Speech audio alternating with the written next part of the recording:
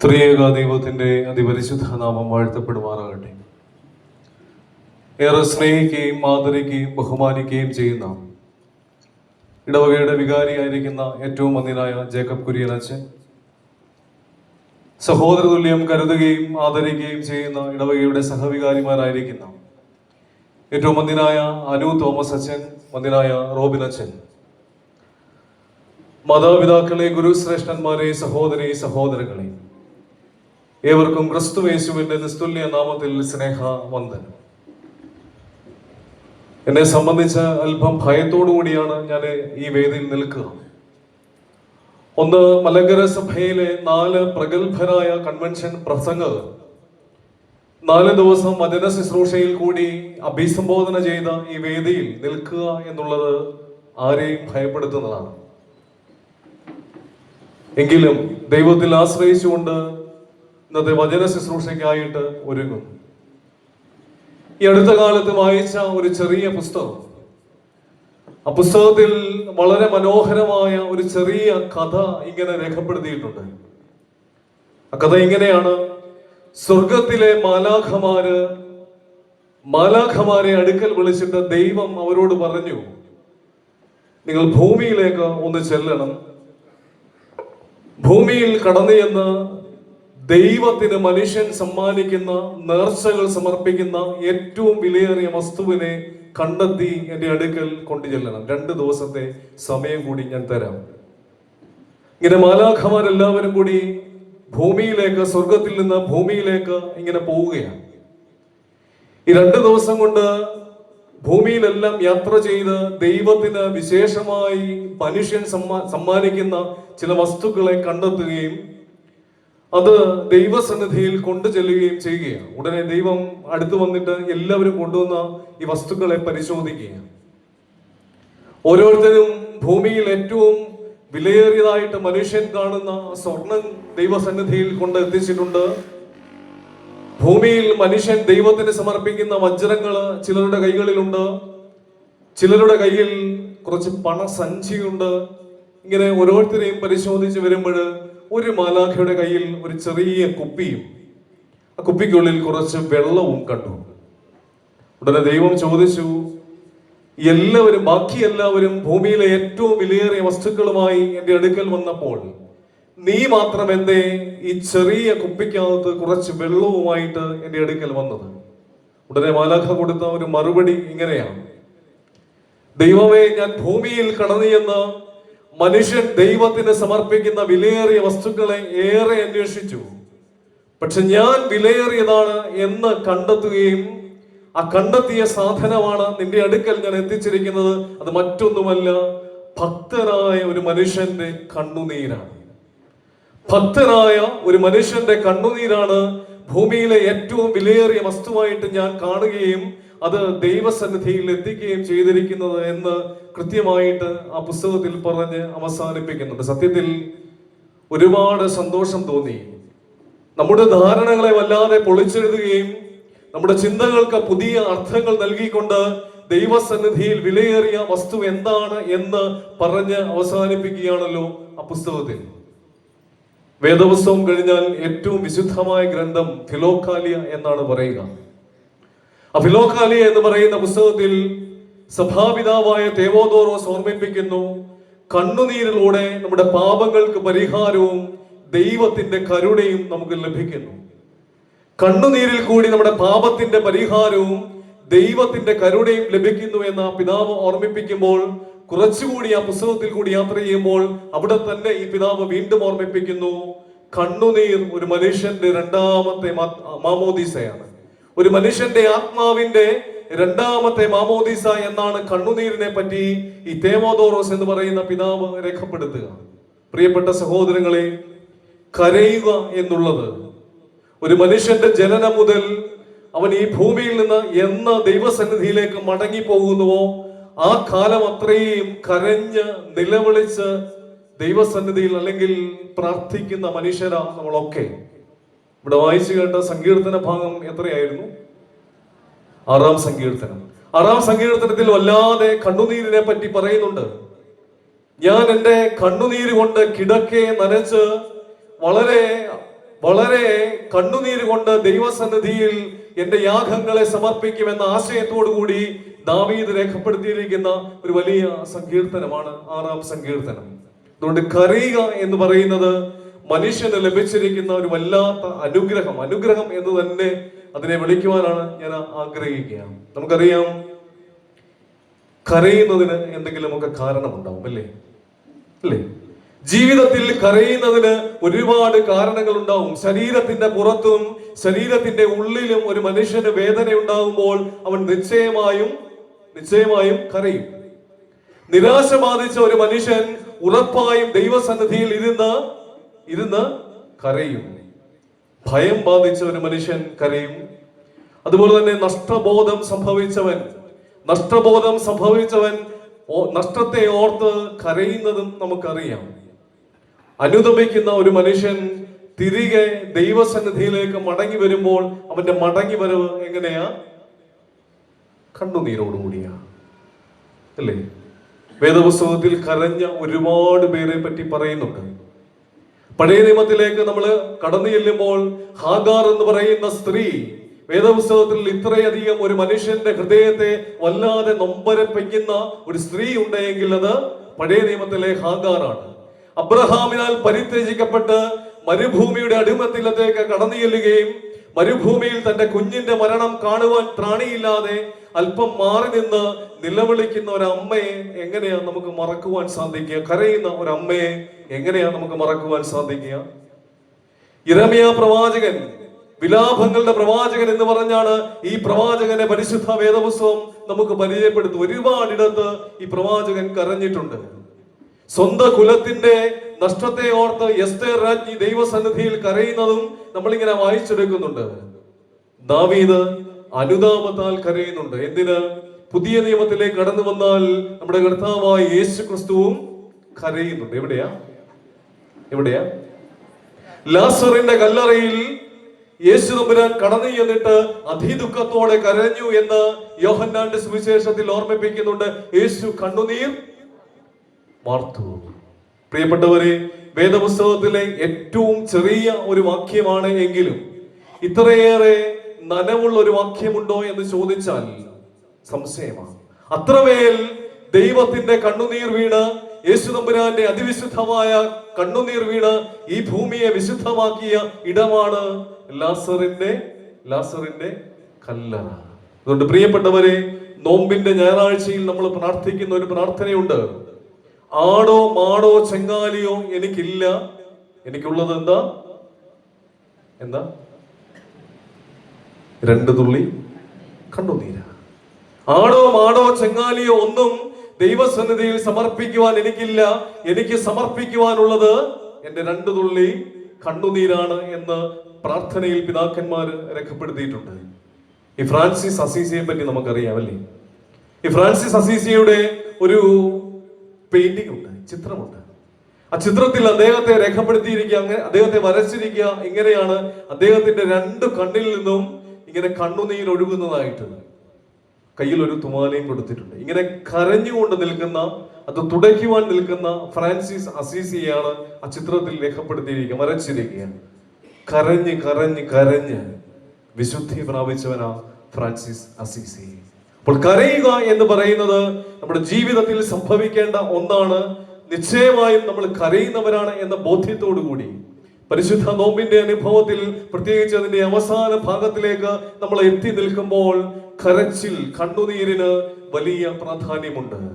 ഈ സന്ധ്യയിലെ അല്പസമയത്തെ കൂട്ടായ ചിന്തയ്ക്കും ധ്യാനത്തിനുമായിട്ട് തെരഞ്ഞെടുത്തിരിക്കുന്ന വേദചിന്ത വിശുദ്ധനായ ലൂക്കോസിന്റെ സുവിശേഷം 22-ാം അധ്യായം 61-ാം വാക്യം. വിശുദ്ധനായ ലൂക്കോസിന്റെ സുവിശേഷം 22-ാം അധ്യായത്തിന്റെ 61-ാം വാക്യം ഒന്ന് വായിക്കാമോ?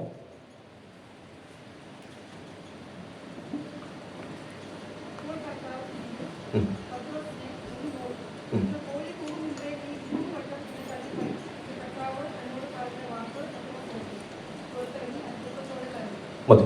അപ്പോൾ കർത്താവ് തിരിഞ്ഞ് പത്രോസിനെ ഒന്ന് നോക്കി, ഇപ്പോൾ കോഴി കൂകും മുമ്പേ നീ 3 വട്ടം എന്നെ തള്ളി പറയുമെന്ന് കർത്താവ് പറഞ്ഞ വാക്ക് പത്രോസ് ഓർത്ത് പുറത്തിറങ്ങി അതിദുഃഖത്തോടെ കരഞ്ഞു. ഇതേ വാക്യം വിശുദ്ധനായ മത്തായിയുടെ സുവിശേഷം 26-ാം അധ്യായത്തിന്റെ 74-ാം വാക്യത്തിൽ പോലും രേഖപ്പെടുത്തിയിട്ടുണ്ട്. യേശു തമ്പുരാൻ അധികമായി സ്നേഹിച്ച ഒരു ശിഷ്യൻ ആരെ? പത്രോസ്. പീറ്റർ. നമ്മുടെയൊക്കെ ധാരണ യേശു തമ്പുരാന്റെ ശിഷ്യന്റെ പേരും വഹിച്ച് സാത്താന്റെ പ്രവൃത്തി ചെയ്യുന്ന ചിലരെയൊക്കെ നമ്മള് വിളിക്കും എന്ത്? പത്രോസ്, പീറ്റർ. എന്നാൽ ഈ പത്രോസ് ആരാ? യേശു തമ്പുരാൻ അധികമായി സ്നേഹിക്കുകയും യേശു തമ്പുരാൻ അധികമായി പരിഗണിക്കുകയും പേര് ചൊല്ലി വിളിച്ച് തന്റെ അപ്പോസ്തോലിക പദവിയിലേക്ക് വിളിച്ചടുപ്പിക്കുകയും യേശു തമ്പുരാന്റെ അത്ഭുതങ്ങളിലെല്ലാം സാക്ഷ്യം വഹിക്കുവാൻ വേണ്ടി അവൻ കൊണ്ടു നടക്കുകയും ചെയ്ത യേശു തമ്പുരാൻ അധികമായി സ്നേഹിച്ച, യേശു തമ്പുരാൻ ചങ്കോട് ചേർത്ത, യേശു തമ്പുരാൻ ജീവിതത്തോട് ചേർത്ത ഒരു മനുഷ്യൻ പത്രോസ് അല്ലേ? യേശു തമ്പുരാൻ അധികമായി സ്നേഹിച്ച പത്രോസ്. കാൽവറി യാത്രയിൽ യേശു തമ്പുരാനോട് അകലം വിട്ട് ക്രിസ്തുവിനെ അനുഗമിച്ച മനുഷ്യനാണ്, ശിഷ്യനാണ് ആര്? പത്രോസ്. നമ്മൾ ഈ പത്രോസിനെ വിമർശിക്കുന്നത് എന്തിന്റെ പേരിലാണ്? യേശുവിനെ തള്ളി പറഞ്ഞതുകൊണ്ട് നമ്മൾ ഈ പത്രോസിനെ വിമർശിക്കും. ഒരു കാരണം കൊണ്ട് അകലം വിട്ട് പത്രോസ് യേശു തമ്പുരാനെ അനുഗമിക്കുന്നു. തള്ളി പറഞ്ഞത് കൊണ്ട് നമ്മൾ വിമർശിക്കും സാധാരണ. അകലം വിട്ട് ക്രിസ്തുവിനെ അനുഗമിച്ചത് കൊണ്ടും നമ്മൾ വിമർശിക്കും. ഞാനൊന്ന് ചോദിച്ചോണ്ടേ, ബാക്കി 10 പേരെത്തി. ഒരാള് പോയി, ബാക്കി 10 പേരെത്തി. അകലം വിട്ടെങ്കിലും യേശു തമ്പുരാന്റെ അടുക്കലേക്ക് യാത്ര ചെയ്യുകയും യേശു തമ്പുരാനെ പിൻപറ്റി യേശു തമ്പുരാന്റെ കാൽവറി യാത്രയിൽ പങ്കുചേർന്ന ഈ പത്രോസിനേക്കാൾ ചിലര് എവിടെ പോയി? അപ്പോൾ പത്രോസിനെ വിമർശിക്കുന്നതല്ല, തള്ളി പറയുന്നത് ശരിയാണ്, എങ്കിൽ പോലും വിമർശിക്കുന്നതിന് ഗൗരവമുണ്ടോ എന്ന് ചിന്തിക്കുന്നത് കൂടെ നല്ലതാണ്. പ്രിയപ്പെട്ട സഹോദരങ്ങളെ, പത്രോസിനെ കരയിച്ച 3 ആശയങ്ങൾ. യേശു തമ്പുരാൻ തിരിഞ്ഞ് പത്രോസിനെ ഒന്ന് നോക്കി. അപ്പോൾ പത്രോസ് കർത്താവ് പറഞ്ഞതോർത്ത് പുറത്തിറങ്ങി അതിദുഃഖത്തോടെ കരഞ്ഞു എന്ന് രേഖപ്പെടുത്തിയിരിക്കുക മലയാളം വേദപുസ്തകത്തില്. പത്രോസ് പുറത്തിറങ്ങി അതിദുഃഖത്തോടെ കരഞ്ഞു. എന്നാൽ ഇംഗ്ലീഷ് വേദപുസ്തകത്തിൽ ഇങ്ങനെയാണ്, he went out and wept bitterly. അവൻ പുറത്തിറങ്ങി അതിദുഃഖത്തോടെ കരഞ്ഞു. സാധാരണ ഇംഗ്ലീഷിൽ കരയുക എന്നതിന് ഉപയോഗിക്കുന്ന വാക്യത ക്രൈ അല്ലെങ്കിൽ ക്രൈഡ്, കരഞ്ഞു. എന്നാൽ ഇവിടെ ഉപയോഗിച്ചിരിക്കുന്ന വാക്ക് wept. എന്താ ഇതിന് തമ്മിലുള്ള വ്യത്യാസം? എന്താ? ഒരു മനുഷ്യന്റെ ശരീരത്തിന് പുറത്ത് അവന് സഹിക്കാവുന്ന വേദനകൾ വരുമ്പോൾ അവൻ കരയുന്നതിനെയാണ് കരച്ചിൽ അല്ലെങ്കിൽ ക്രൈ എന്ന് പറയുന്ന വാക്കുകൊണ്ട് ഉദ്ദേശിക്കുക. ഒരു കുഞ്ഞിനെ അമ്മ അടിച്ചിട്ട് ആ കുഞ്ഞ് നിലവിളിക്കുന്നത് കണ്ടുകൊണ്ട് ഈ അമ്മ അടുക്കലേക്ക് ചെന്നിട്ട് ഈ കുഞ്ഞിനോട് പറയും, മോനെ സാരമില്ല, കുസൃതി കൊണ്ട് അമ്മ അടിച്ചു പോയതാണ് എന്ന് പറഞ്ഞിട്ട് ഈ കുഞ്ഞിനെ ഒന്ന് കെട്ടിപ്പിടിച്ചൊരു ഉമ്മ കൊടുക്കും. അവിടെ തീർന്നു ആ ക്രൈ, ആ കരച്ചിൽ അവിടെ തീർന്നു. എന്നാൽ വെപ്റ്റോ, നമ്മുടെ ഏറ്റവും വേണ്ടപ്പെട്ട ഒരാള് മരിച്ചു കഴിഞ്ഞാൽ ആ മനുഷ്യനെ അധികമായിട്ട് നമ്മൾ സ്നേഹിച്ചിട്ടുണ്ട് എങ്കിൽ ഓർത്ത് ഓർത്ത് ഓർത്ത് നമ്മള് കരയും. ഇതാ വെപ്റ്റ്. പരീശനും ചുങ്കക്കാരനും ദേവാലയത്തിൽ കടന്നു വന്ന് പ്രാർത്ഥിക്കുന്ന ഒരു ഉപമയെ പറ്റി തമ്പുരാൻ കൃത്യമായിട്ട് ഓർമ്മിപ്പിക്കുന്നില്ലയോ?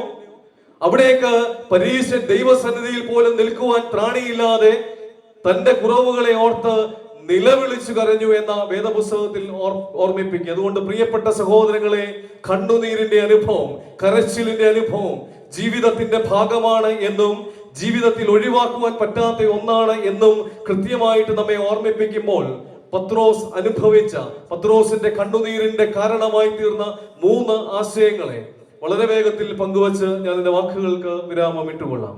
പത്രോസിന്റെ കണ്ണുനീരിന്റെ ഒന്നാമത്തെ കാരണം ലൂക്കോസിന്റെ സുവിശേഷം 22-ാം അധ്യായത്തിന്റെ 57-ാം വാക്യം ഒന്ന് വായിച്ചാട്ട്.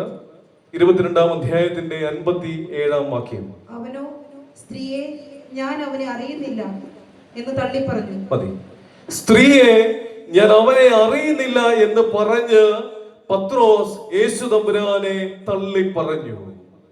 പത്രോസിന്റെ ദുഃഖത്തിന്റെ, പത്രോസിന്റെ കണ്ണുനീരിന്റെ ഒന്നാമത്തെ കാരണമാണ് ഈ വേദഭാഗത്തിന്റെ പശ്ചാത്തലത്തിൽ പരിശുദ്ധനായ ലൂക്കോസ് ഓർമ്മിപ്പിക്കുക. സ്ത്രീയെ ഞാൻ അവനെ അറിയുന്നില്ല എന്ന് പറഞ്ഞ് പത്രോസ് അവനെ തള്ളിപ്പറഞ്ഞു. ആരായി സ്ത്രീ? ആരായി സ്ത്രീ? മഹാപുരോഹിതന്റെ വീട്ടിലെ ബാല്യക്കാരിയായ ദാസ്യ പെൺകുട്ടിയാണ് ഈ സ്ത്രീ. പ്രത്യേകിച്ച് അധികാരങ്ങളോ യാതൊരു പദവിയോ ഇല്ലാത്ത ഒരു സാധാരണക്കാരിയായ ഒരു സ്ത്രീ. അവളുടെ ചോദ്യം പത്രോസിനെ വല്ലാതെ തകർത്തു കളഞ്ഞു. നീയും അവന്റെ കൂട്ടത്തിൽ ഉള്ളവനല്ലയോ? പത്രോസ് പറഞ്ഞു ഞാൻ അവനെ അറിയുന്നില്ല, ഞാൻ അവനെ അറിയുന്നില്ല. കേവലം ഒരു പെൺകുട്ടിയുടെ മുമ്പിൽ, അധികാരമില്ലാത്ത ഒരു പെൺകുട്ടിയുടെ മുമ്പിൽ, പദവികളില്ലാത്ത ഒരു പെൺകുട്ടിയുടെ മുമ്പിൽ, കേവലം യേശു തമ്പുരാന്റെ അതിവിശുദ്ധനായ ശിഷ്യനെന്ന് നമ്മൾ വിചാരിക്കുന്ന പത്രോസ് ഒരു പെൺകുട്ടിയുടെ മുമ്പിൽ തമ്പുരാനെ തള്ളിപ്പറഞ്ഞിട്ട് പറയുകയാണ് ഞാൻ അവനെ അറിയുന്നില്ല. പത്രോസിന്റെ ദുഃഖത്തിന്റെ, പത്രോസിന്റെ കണ്ണുനീരിന്റെ ഒന്നാമത്തെ കാരണം അതാ. അറിഞ്ഞിട്ടും അറിയാത്തതുപോലെ നടിച്ചു. അറിഞ്ഞിട്ടും അറിയാത്തതുപോലെ നടിച്ചതോർത്ത പത്രോസ് ആ തിരിഞ്ഞു നോട്ടത്തിൽ പൊട്ടിക്കരഞ്ഞത്. അറിഞ്ഞിട്ടും അറിയാത്ത മനോഭാവം. പത്രോസിനെ പോലെ യേശു തമ്പുരാനെ ഇത്രയും അറിഞ്ഞ മനുഷ്യൻ വേറെ ആരുണ്ട് എന്ന് ചോദിച്ചാൽ ഞാൻ പറയും ചിലപ്പോൾ മാതാവ് കാണും. പരിശുദ്ധ മാതാവ് കഴിഞ്ഞതിന് ശേഷം യേശു തമ്പുരാനെ ഇത്രയും അറിഞ്ഞ ഒരു മനുഷ്യനുണ്ട് എങ്കിൽ അതാരാ? അത് പത്രോസാണ്. പത്രോസ് പറയുന്നുണ്ട് നീ ജീവനുള്ള ദൈവത്തിന്റെ പുത്രനായ മശിഹായാവുന്നു. യേശു തമ്പുരാൻ സ്ലീഹന്മാരോട് ചോദിച്ചു ജനങ്ങൾ എന്നെ ആര് എന്നാണ് വിശേഷിപ്പിക്കുക? അപ്പോൾ സ്ലീഹന്മാർ പറയുന്നുണ്ട് ചിലര് പ്രവാചകന്മാരെന്ന് പറയുന്നുണ്ട്, ചിലര് പഴയ നിയമത്തിലെ ഏലിയാവ് എന്ന് പറയുന്നുണ്ട്, ഏലിയാവിന്റെ ആത്മാവോടുകൂടി വന്നവൻ എന്ന് പറയുന്നുണ്ട്. അപ്പോൾ കർത്താവ് തിരിച്ചൊരു ചോദ്യം ചോദിക്കുന്നുണ്ട്, നിങ്ങൾ എന്നെ ആരെന്നാ പറയുന്നത്? മറുപടി കൊടുക്കുന്ന ആരാ? പത്രോസാ. പത്രോസ് പറയുന്നുണ്ട് നീ ജീവനുള്ള ദൈവത്തിന്റെ പുത്രനായ മശിഹ, നീ ജീവനുള്ള ദൈവത്തിന്റെ പുത്രനായ മശിഹ എന്ന് കൃത്യമായിട്ട് അറിയുകയും മനസ്സിലാക്കുകയും ചെയ്ത പത്രോസിനാണ് കാൽവറിയിലേക്കുള്ള ക്രിസ്തുവിന്റെ യാത്രയിൽ ഈ പാളിച്ച പറ്റിപ്പോകുന്നു. അവന്റെ കരച്ചിലിന്റെ ഒന്നാമത്തെ കാരണം ക്രിസ്തുവിനെ അറിഞ്ഞിട്ടും അറിയാത്തതുപോലെ നിന്നിട്ടുണ്ട് എന്നതോർത്ത. 3.5 വർഷക്കാലമായി ഈ ബന്ധം തുടങ്ങിയിട്ട്, ഈ ആത്മബന്ധം തുടങ്ങിയിട്ട്.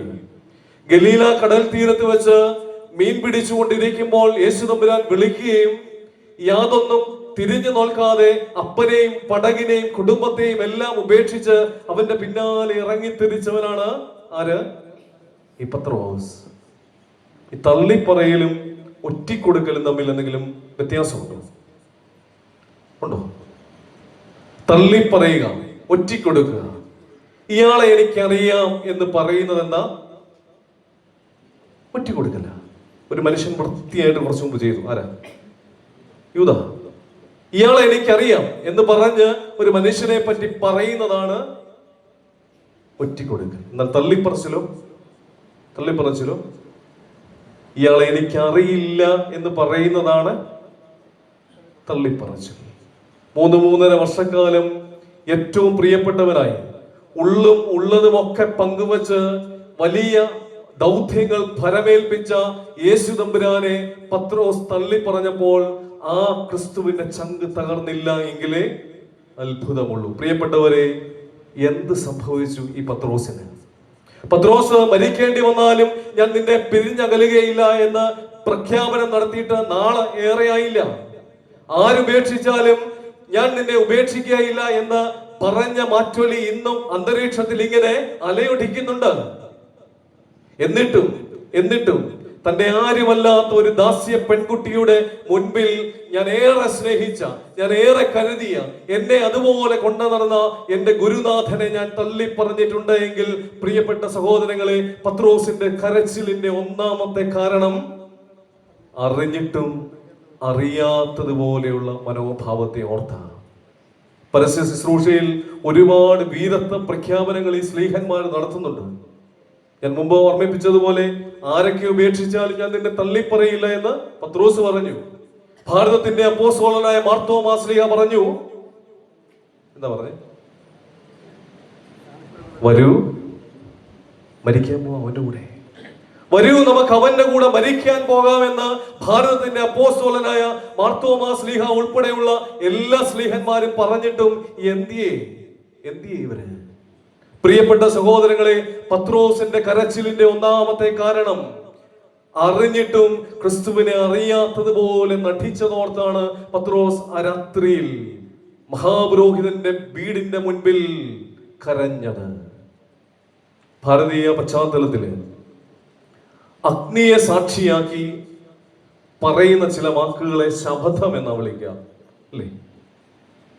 പഴയ നിയമത്തിൽ നോഹയുടെ ബലിപീഠത്തിലെ അഗ്നിയെ സാക്ഷിയാക്കി ദൈവം ഒരു സത്യം ചെയ്യുന്നുണ്ട്. ഇനി മേലാൽ ഞാൻ ജനത്തെ ജലത്താൽ നശിപ്പിക്കുകയില്ല. ഹോറേബിലെ മരുഭൂമിയിലെ അഗ്നിയെ സാക്ഷിയാക്കി യഹോവയാം ദൈവം മോശയ്ക്ക് ഒരു സത്യം ചെയ്തു കൊടുക്കുന്നുണ്ട്, പാലും തേനും ഒഴുകുന്ന വാഗ്ദത്ത ഭൂമി. എന്നിട്ടും അത്രമേൽ യേശുതമ്പുരാൻ സ്നേഹിച്ച, യേശുതമ്പുരാൻ അത്രമേൽ കൊണ്ടു നടന്ന ഒരു കൊച്ചു തീച്ചൂളയുടെ മുമ്പിൽ അതിന്റെ സുഖം പറ്റി പത്രോസ് ആ രാത്രിയിൽ ക്രിസ്തുവിനെ തള്ളിപ്പറഞ്ഞു. ആ നോട്ടത്തിൽ അവൻ കരഞ്ഞും പോയി. അറിഞ്ഞിട്ടും അറിയാത്തതുപോലെയുള്ള മനോഭാവം. ഒരു മനുഷ്യന്റെ കാഴ്ചയ്ക്ക് 3 തലമുണ്ട്. ഒന്നാമത്തെ തലം കാഴ്ച എന്ന് തന്നെ വിളിക്കാം. നോട്ടത്തിന് 3 തലമുണ്ട്. ഒന്നാമത്തേത് കാഴ്ച. ഈ എല്ലാ നോട്ടവും കാഴ്ചയാകില്ല. 2 ദർശനത്തെ പറ്റിയാ പറയാ. ദർശനം, അതായത് കാഴ്ചകൾ പടിപടിയായി ദർശനമായി പരിവപ്പെടുന്നു എന്നാ പറയുക. 3 ഗ്രഹണം, സംഗ്രഹണം. ഇതിനെന്താ പറയുക എന്നറിയാമോ?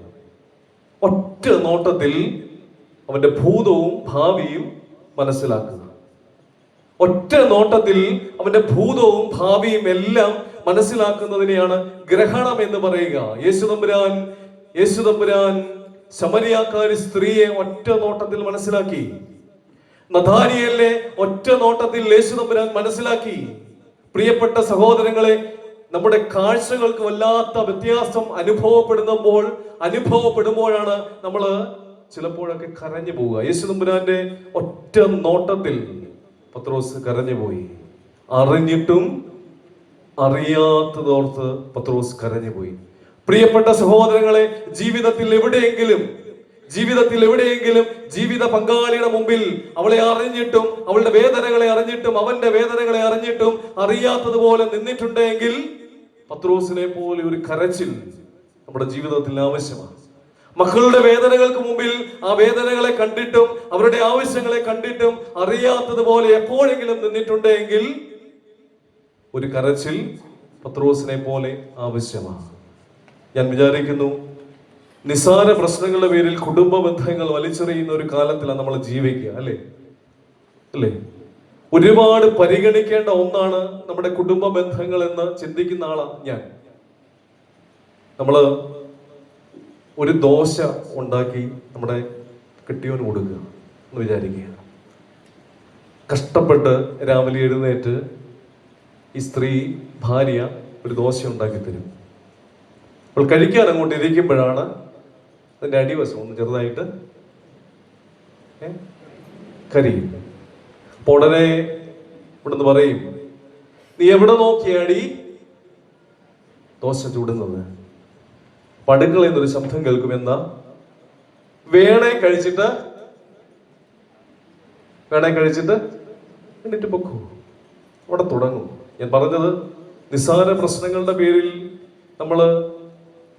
നമ്മുടെ ഭാര്യയെ അല്ലെങ്കിൽ ഭർത്താവിനെ, ജീവിത പങ്കാളിയെ, മക്കളെ, അവളുടെ ആവശ്യങ്ങളെ, അവളുടെ പ്രതിസന്ധികളെ അറിയാത്തതുപോലെ നിന്നിട്ടുണ്ടെങ്കിൽ ഒരു വലിയ തിരുത്തൽ നമ്മുടെ ജീവിതത്തിൽ, ഒരു കണ്ണുനീരിന്റെ അനുഭവം നമ്മുടെ ജീവിതത്തിൽ വേണം എന്നാണ് ഈ വേദഭാഗം നമ്മെ ഓർമ്മിപ്പിക്കുക. ഞാൻ ഒരുപാട് ട്രെയിൻ യാത്ര ചെയ്യുന്ന ഒരാളാണ്. ഈ അടുത്ത കാലത്ത് യാത്ര ചെയ്തുകൊണ്ടിരിക്കുമ്പോൾ ഒരു സമ്പന്നനായ തമിഴൻ ആ ട്രെയിനിൽ കയറി, കുടുംബമായിട്ടാണ് കയറി. അപ്പോൾ കുറച്ച് അങ്ങോട്ട് യാത്ര ചെയ്ത് കഴിയുമ്പോൾ ഈ തമിഴന്റെ കയ്യിൽ കുറെ സ്വർണം കിടപ്പുണ്ട്. മോതിരം ഈ അദ്ദേഹത്തിന്റെ കയ്യിൽ ഇടാൻ ഇനി സ്ഥലമുണ്ടോ എന്ന് ചോദിച്ചാൽ എനിക്കറിയില്ല. കഴുത്തിൽ ഒരുപാട് സ്വർണവും കിടപ്പുണ്ട്. അപ്പോൾ അദ്ദേഹത്തെ കണ്ടാൽ അറിയാം അദ്ദേഹം സമ്പന്നനായ ഒരു മനുഷ്യനാണ് എന്ന്. അപ്പോൾ ഈ ട്രെയിനിൽ യാത്ര ചെയ്യുമ്പോൾ സാധാരണയായിട്ട് ഒരുപാട് ആളുകൾ നമ്മുടെ അടുക്കൽ യാചിച്ചുകൊണ്ട് വരും. അപ്പോൾ ദൂരെ നിന്ന് ഈ സമ്പന്നനായ മനുഷ്യൻ ഭാര്യയോട് ഇദ്ദേഹത്തെ ഈ വയ്യാത്ത മനുഷ്യനെ കണ്ടിട്ട് ഭാര്യയോട് പറഞ്ഞൊരു വാക്കിങ്ങനെയാണ്, താണ്ട് വരുന്നുണ്ട്, കണ്ണടച്ചിരുന്നു.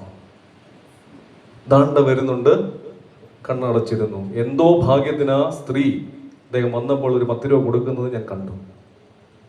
പ്രിയപ്പെട്ട സഹോദരങ്ങളെ, ഒരു മനുഷ്യന്റെ വേദനകൾക്ക് മുമ്പിൽ കണ്ണടച്ചറിയാതെ അറിയാത്തതുപോലെ നിന്നിട്ടുണ്ടെങ്കിൽ ഒരു കരച്ചിൽ നമ്മുടെ ജീവിതത്തിൽ ആവശ്യമാണ്.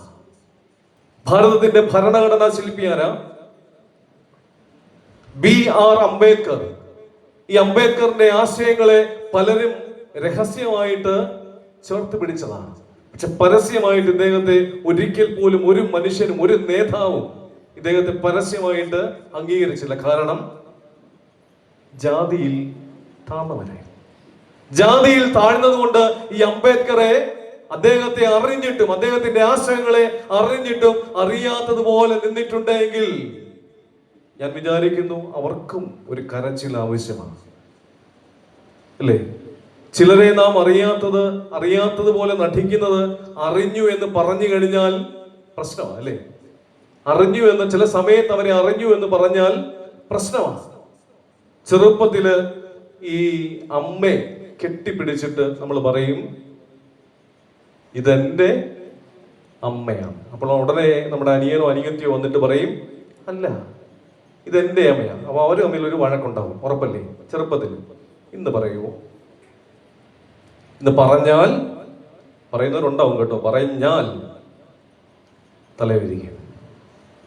അതുകൊണ്ടാണ് നമ്മൾ കണ്ടിട്ടും കാണാത്തതുപോലെ നടിക്കുന്ന ഒരു ജീവിത അനുഭവങ്ങളെ നമ്മുടെ ജീവിതത്തിന്റെ ഭാഗമായിട്ട് ചേർത്തിട്ടുണ്ടെങ്കിൽ പ്രിയപ്പെട്ട സഹോദരങ്ങളെ, പത്രോസിനെ പോലെ ഒരു കരച്ചിൽ നമ്മുടെ ജീവിതത്തിൽ ആവശ്യമാണ്. പീലാത്തോസ് യേശു തമ്പുരാനോട് ചോദിക്കുന്ന ഒരു ചോദ്യമുണ്ട്, എന്താണ് സത്യം?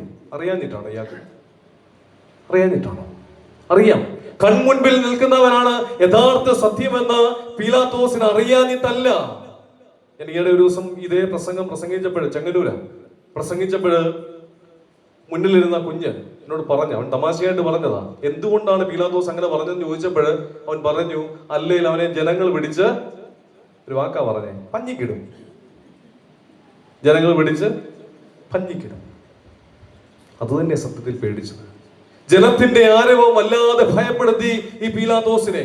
എന്നിട്ടും അറിഞ്ഞിട്ടും അറിയാത്തതുപോലെ അവൻ നടിച്ചു നിന്നിട്ടുണ്ടെങ്കിൽ പ്രിയപ്പെട്ടവരെ, ഒരു കരച്ചിൽ നമ്മുടെ ജീവിതത്തിലും ഏറ്റവും ആവശ്യമാണ്. ഞങ്ങളുടെ നാട്ടില് ഇടപ്പാവൂരടുത്ത് AT ജോസ് എന്ന് പറയുന്ന ഒരു മാർത്തോമാ സഭയിലെ ഒരു ഉപദേശി ജീവിച്ചിരുന്നു. ഇദ്ദേഹത്തെ പറ്റി ഇദ്ദേഹത്തിന്റെ ജീവിത ചരിത്രം വായിക്കുമ്പോൾ എഴുതിയിരിക്കുന്ന ഒരു ചെറിയ സംഭവമുണ്ട്. ഇദ്ദേഹം വാടകയ്ക്ക് കോഴഞ്ചേരിക്കടുത്ത് ഒരു വീട്ടിലാണ് താമസിച്ചുകൊണ്ടിരുന്നത്. അങ്ങനെ കുറെ നാള് ഇങ്ങനെ താമസിച്ചുകൊണ്ടിരുന്നപ്പോൾ ഈ വീട്ടിന്റെ ഉടമസ്ഥൻ ഈ ഉപദേശിയുടെ അടുക്കൽ കടന്നു വന്നിട്ട് അദ്ദേഹത്തോട് പറഞ്ഞു, ഉപദേശി, ഇനി വാടക തരാതെ താമസിച്ചാൽ ഞാൻ, നമ്മുടെ ഭാഷയിൽ പറഞ്ഞാൽ, കഴുത്തിന് പിടിച്ച് പുറത്തെറിയും. 2 മാസം കൂടെ സമയം കൊടുത്തു. കുറച്ച് പൈസ എവിടുന്നോ ഈ ഉപദേശി കണ്ടെത്തി അദ്ദേഹത്തിന് കൊടുത്തു. പക്ഷെ അദ്ദേഹം വീണ്ടും 1 മാസം കഴിഞ്ഞപ്പോൾ വന്നിട്ട് ഇറക്കി അങ്ങ് വിടുക. ഈ AT ജോസ് എന്ന് പറയുന്ന ഉപദേശി തന്റെ ഭാര്യയെയും 2 പൊടി കുഞ്ഞുങ്ങളെയും കയ്യിൽ പിടിച്ച് ആ വീട്ടിൽ നിന്ന് എടുക്കാവുന്ന സാധനങ്ങളുമായി പുറത്തേക്കിറങ്ങി റോഡിൽ ഒരു വെയിറ്റിംഗ് ഷെഡിൽ അവിടെ ഇരിക്കുകയാണ്. ഒരുപാട് ആളുകൾക്ക് ഈ AT ജോസ് എന്ന് പറയുന്ന ഈ ഉപദേശി അറിയാം. കാരണം ഒരുപാട് ആളുകളുടെ വീട്ടിൽ പ്രാർത്ഥിക്കുവാൻ കടന്നു വരികയും ആ പ്രാർത്ഥന കഴിഞ്ഞ് അവർ കൊടുക്കുന്ന ചെറിയ തുകയിൽ കൊണ്ടാണ് ഈ AT ജോസ് എന്ന് പറയുന്ന സാധാരണക്കാരനായ ഉപദേശി ജീവിച്ചു പോവുക. ആ പകല് മുഴുവൻ AT ജോസ് എന്ന് പറയുന്ന ഈ മനുഷ്യൻ വെയിറ്റിംഗ് ഷെഡിൽ നിന്നുവെങ്കിലും ഒറ്റയാള് പോലും ചോദിച്ചില്ല എന്താ ഇവിടെ നിൽക്കുന്നത് എന്ന്. സന്ധ്യ മയങ്ങിയപ്പോൾ ഒരു പ്രായമുള്ള ഒരു മനുഷ്യൻ അതിലേക്ക് കടന്നുപോയപ്പോൾ അദ്ദേഹത്തിന് മനസ്സ് തോന്നി, ഒന്ന് ചോദിച്ചു, ഉപദേശി, സന്ധ്യയ്ക്ക് എവിടെയെങ്കിലും യാത്ര പോവുകയാണോ? ഭാര്യയുടെയും കുഞ്ഞുങ്ങളുടെ ഒപ്പം. അപ്പോൾ അദ്ദേഹം പറഞ്ഞു, ഞാനെങ്ങും യാത്ര പോവുകയല്ല, ഞാൻ താമസിച്ചിരുന്ന വീട്ടിൽ നിന്ന് എന്നെ വാടക കൊടുക്കാത്തതിന്റെ പേരിൽ ഇറക്കി വിട്ടു. ഞാൻ എവിടെ പോകുമെന്ന് ഒരു നിശ്ചയവുമില്ലാതെ ഇവിടെ ഇങ്ങനെ ഇരിക്കുകയാണ്. ഉടനെ ആ വൃദ്ധനായ മനുഷ്യൻ പറഞ്ഞു, ഉപദേശി എന്തിനാ ഭയപ്പെടുന്നത്? 1 മാസം മുമ്പ് ഞാനൊരു പുതിയ വീട് വെച്ച് അതിലേക്ക് മാറി താമസിച്ചു. ഞങ്ങളുടെ പഴയ വീട്ടിൽ താമസിക്കുവാൻ ഒരാളെ അന്വേഷിച്ച് നടക്കുകയായിരുന്നു. ഇപ്പോഴാണ് ഞാൻ ഒരാളെ കണ്ടെത്തിയത്. ഉപദേശിക്ക് വിരോധമില്ല എങ്കിൽ ഞങ്ങളുടെ വീട്ടിൽ താമസിക്കാം. സന്തോഷത്തോടുകൂടി അദ്ദേഹം ഈ ഭാര്യയെയും മക്കളെയും വിളിച്ചുകൊണ്ട് ആ വീട്ടിൽ പോയി. അന്ന് രാത്രി അദ്ദേഹം മുട്ടിന്മേലിരുന്ന് പ്രാർത്ഥിച്ചപ്പോൾ ഒരു പാട്ടിന് പിറവിയുണ്ടായി. കരുതുന്നവൻ ഞാനല്ലയോ, കലങ്ങുന്നത് എന്തിനു നീ. ഈ പാട്ട് അന്ന് രാത്രി ആ മനുഷ്യൻ എഴുതിയതാണ്. പ്രിയപ്പെട്ട സഹോദരങ്ങളെ, കണ്ടിട്ടും കാണാത്തതുപോലെ നടിച്ച് യാത്ര ചെയ്ത് പോയിട്ടുണ്ടായിരുന്നുവെങ്കിൽ ചിലപ്പോൾ നമുക്ക് ഈ ഒരു മനോഹരമായ ഗാനം കിട്ടുവാൻ സാധിക്കുമായിരുന്നു എന്ന് എനിക്ക് സംശയമാണ്. രാത്രി മുഴുവൻ അധ്വാനിച്ചിട്ട്, രാത്രി മുഴുവൻ ഏറെ പ്രയാസപ്പെട്ട് സത്രത്തിന്റെ വാതിൽക്കൽ മുഴുവൻ കൊട്ടി നടന്നൊരു മനുഷ്യനുണ്ട് പുതിയ നിയമത്തിൽ. ആരാ? യൗസേപ്പ്. പൂർണ്ണ ഗർഭിണിയായ ഒരു സ്ത്രീക്ക് പ്രസവിക്കുവാൻ വേണ്ടി ഇടമന്വേഷിച്ച് സത്രങ്ങളെല്ലാം അന്വേഷിച്ച് നടന്ന ഒരു മനുഷ്യനെ വളരെ വേദനയോടുകൂടി മാത്രമേ പുതിയ നിയമത്തിൽ നമുക്ക് കാണുവാൻ സാധിക്കുകയുള്ളൂ. യൗസേപ്പ്. ഞാൻ പറയും, മറിയാമിനേക്കാൾ കണ്ണുനീരും സഹനവും സഹിച്ച ഒരു മനുഷ്യനുണ്ടെങ്കിൽ അത് ജോസഫാ. ഒരുപാട് പേർക്ക് ഈ ജോസഫിനെയും കുടുംബത്തെയും അറിയാം. പക്ഷേ ആ സമയത്ത് തലവെച്ചാൽ പ്രശ്നമാണ്. കൊട്ടിയടച്ചു. പ്രിയപ്പെട്ട സഹോദരങ്ങളെ, അറിഞ്ഞിട്ടും അറിയാത്തതുപോലെ നിന്നിട്ടുണ്ടെങ്കിൽ ഒരു കരച്ചിലിന്റെ അനുഭവം പത്രോസിനെ പോലെ നമ്മുടെ ജീവിതത്തിൽ ആവശ്യമാണ്. ഈ നോമ്പിന്റെ അനുഭവത്തിലൊക്കെ നമ്മളിങ്ങനെ വരുമ്പോൾ ഒരുപാട് ആളുകളെ സഹായിക്കണമെന്ന മനസ്സുമായിട്ടാണ് നമ്മൾ നോമ്പ് ആരംഭിക്കുക. നമ്മുടെ പ്രാർത്ഥന, നമ്മൾ എപ്പോഴും പ്രാർത്ഥിക്കുന്നവരാ. നോമ്പിൽ ഒരു ഭക്ഷണവും ഉപയോഗിക്കില്ല, ഇറച്ചി മീനും ഒന്നും ഉപയോഗിക്കാതെ കഠിനമായിട്ട് നോമ്പ് നോക്കുന്നവരാണ്. പക്ഷേ ഗേറ്റിന്റെ വാതിക്കൽ ഒരു മനുഷ്യൻ വന്ന് കൈ നീട്ടിയാൽ എന്ത് ചെയ്യും? ഓടിച്ചു വിടത്തില്ലേ? എല്ലാവരും അല്ല, കുറച്ചു പേരെങ്കിലും. നോമ്പ് നോക്കുമെന്ന് പറയുകയും പക്ഷെ ജീവിതത്തിൽ കൈ നീട്ടുന്നവന്റെ മുമ്പിൽ പുറംതിരിഞ്ഞു നിൽക്കുകയും ചെയ്യുന്ന ഗതികേട് ഇന്ന് സംഭവിച്ചിട്ടുണ്ടെങ്കിൽ പ്രിയപ്പെട്ടവരെ, പത്രോസിനെ പോലെ ഒരു കരച്ചിൽ നമ്മുടെ ജീവിതത്തിൽ ആവശ്യമാണ്. നല്ല സമരിയാക്കാരന്റെ ഉപമ യേശു തമ്പുരാൻ ഓർമ്മിപ്പിക്കുന്നുണ്ട്. അവിടെ മുറിവേറ്റ് കിടന്ന ഒരു മനുഷ്യനെ കണ്ടു. ആര്? പുരോഹിതൻ കണ്ടു, ലേവ്യൻ കണ്ടു. രണ്ടുപേരും എങ്ങോട്ട് പോയവരാ? ദേവാലയത്തിൽ കണ്ടു. പക്ഷെ കണ്ടിട്ടും കാണാത്തതുപോലെ നടിച്ച് ഇവര് ദേവാലയത്തിൽ പോയി. അവരെ പറ്റി പിതാക്കന്മാർ എഴുതുന്നുണ്ട്. ദേവാലയത്തിലെത്തി, പക്ഷെ ദൈവത്തിൽ എത്തിയില്ല. ദേവാലയത്തിലെത്തി, പക്ഷെ ദൈവത്തിലെത്തിയില്ല. പക്ഷെ പിന്നെ കടന്നു വരുന്ന ഒരു മനുഷ്യൻ, സമരിയാക്കാരൻ. ഈ സമരിയാക്കാരൻ ഈ മുറിവേറ്റ് കിടക്കുന്ന മനുഷ്യനെ എടുത്തുകൊണ്ട് സത്രത്തിലെത്തിക്കുകയും സത്രത്തിൽ വേണ്ടതായ തുക നൽകുകയും വീഞ്ഞും എണ്ണയും വെച്ച് കെട്ടി പോയിട്ടും എന്തെങ്കിലും അധികമായാൽ തിരികെ തരാമെന്നൊക്കെ പറഞ്ഞ പോകുന്നത്. അവിടെ പിതാക്കന്മാർ എഴുതിയിട്ടുണ്ട്, ദേവാലയത്തിലെത്തിയില്ല, ദൈവത്തിലെത്തി. ദേവാലയത്തിലെത്തിയില്ല, ദൈവത്തിൽ എത്തി. അറിഞ്ഞിട്ടും അറിയാത്തതുപോലെ നിൽക്കേണ്ട സാഹചര്യം ജീവിതത്തിൽ എവിടെയെങ്കിലും സംഭവിച്ചിട്ടുണ്ടെങ്കിൽ പത്രോസിനെ പോലെ ഒരു വലിയ കരച്ചിൽ ഈ സന്ധ്യയിൽ നമുക്ക് ആവശ്യമാണ്. അറിഞ്ഞിട്ടും അറിയാത്തതോർത്താണ് പത്രോസ് ആ രാത്രിയിൽ കരഞ്ഞത്. ക്രിസ്തുവിന്റെ ഒരൊറ്റ നോട്ടത്തിൽ പത്രോസ് കരഞ്ഞു പോയിട്ടുണ്ടെങ്കിൽ ക്രിസ്തുവിനെ അറിഞ്ഞിട്ടും അറിയാത്തതുപോലെ നിന്നതോർത്താണ് പത്രോസ് കരഞ്ഞത്. ആ ഭാഗം ഞാൻ അവിടെ അവസാനിപ്പിക്കട്ടെ. പത്രോസിന്റെ ദുഃഖത്തിന്റെ രണ്ടാമത്തെ കാരണം 22-ാം അധ്യായത്തിന്റെ 58-ാം വാക്യം. 22-ാം അധ്യായത്തിന്റെ 58-ാം വാക്യം. കുറഞ്ഞൊന്ന് കഴിഞ്ഞിട്ട് മറ്റൊരുവൻ അവനെ കണ്ടു. നീയും അവരുടെ കൂട്ടത്തിലുള്ളവൻ എന്ന് പറഞ്ഞു. പത്രോസോ, മനുഷ്യ, ഞാനല്ല എന്ന് പറഞ്ഞു. മതി. കുറെ നേരം കഴിഞ്ഞിട്ട് മറ്റൊരുവൻ അവനെ കണ്ടു. നീയും അവരുടെ കൂട്ടത്തിൽ ഉള്ളവൻ എന്ന് പറഞ്ഞു. പത്രോസോ, മനുഷ്യ, നീ ഉദ്ദേശിക്കുന്ന ആള് ഞാനല്ല. മനുഷ്യ, ഞാനല്ല എന്ന് ഉത്തരമായി പറഞ്ഞു. മഹാപുരോഹിതന്റെ വീട്ടുവളപ്പിൽ നടക്കുന്ന ഒരു സംഭവമായത്. തീ കായുന്നവൻ യേശു തമ്പുരാന്റെ ശിഷ്യനാണ് എന്ന് മനസ്സിലാക്കി സംശയിച്ച് പത്രോസിന്റെ അടുക്കൽ ചെന്ന് പത്രോസിനെ ചോദ്യം ചെയ്യുന്നു. ആ ചോദ്യം ഇങ്ങനെയാ: നീയും അവരുടെ കൂട്ടത്തിൽ ഉള്ളവൻ അല്ലയോ? പത്രോസിന്റെ മറുപടി എന്താ? പത്രോസിന്റെ മറുപടി എന്താ? മനുഷ്യ, നീ ഉദ്ദേശിക്കുന്ന ആള് ഞാനല്ല. മനുഷ്യ, നീ ഉദ്ദേശിക്കുന്ന ആള് ഞാനല്ല. പക്ഷെ ഈ ചോദ്യം ചോദിച്ച ആൾക്ക് വ്യക്തമായിട്ട് അറിയാം ഇത് യേശു തമ്പുരാന്റെ കൂടെ നടന്ന യേശു തമ്പുരാന്റെ ശിഷ്യനാണ് എന്ന്, പത്രോസാണ് എന്ന്. കാരണം ഇവൻ പത്രോസിനെ ശ്ലീഹന്മാരുടെ കൂട്ടത്തിൽ കണ്ടിട്ടുണ്ട്. ഗലീലായിലെ സംസാര രീതി അല്പം വ്യത്യാസമുണ്ട്. ഗലീല എന്ന് പറയുന്ന ദേശം വടക്കൻ ഇസ്രായേൽ ആണ്. ഈ വടക്കൻ ഇസ്രായേൽ ദേശക്കാര് സാധാരണ നാട്ടുഭാഷയും കൂടി മിക്സ് ചെയ്താ സംസാരിക്കുകയാണ്. അപ്പോൾ സ്വാഭാവികമായിട്ടും അവന്റെ സംസാര രീതി ഈ ഗലീലക്കാരന്റെ അല്ല എന്ന്, അല്ലെങ്കിൽ ഈ തെക്കൻ ഗലീലക്കാരന്റെ ആണ് എന്ന് മനസ്സിലാക്കാതെ ഈ മനുഷ്യൻ പറഞ്ഞിട്ടുണ്ടാവും.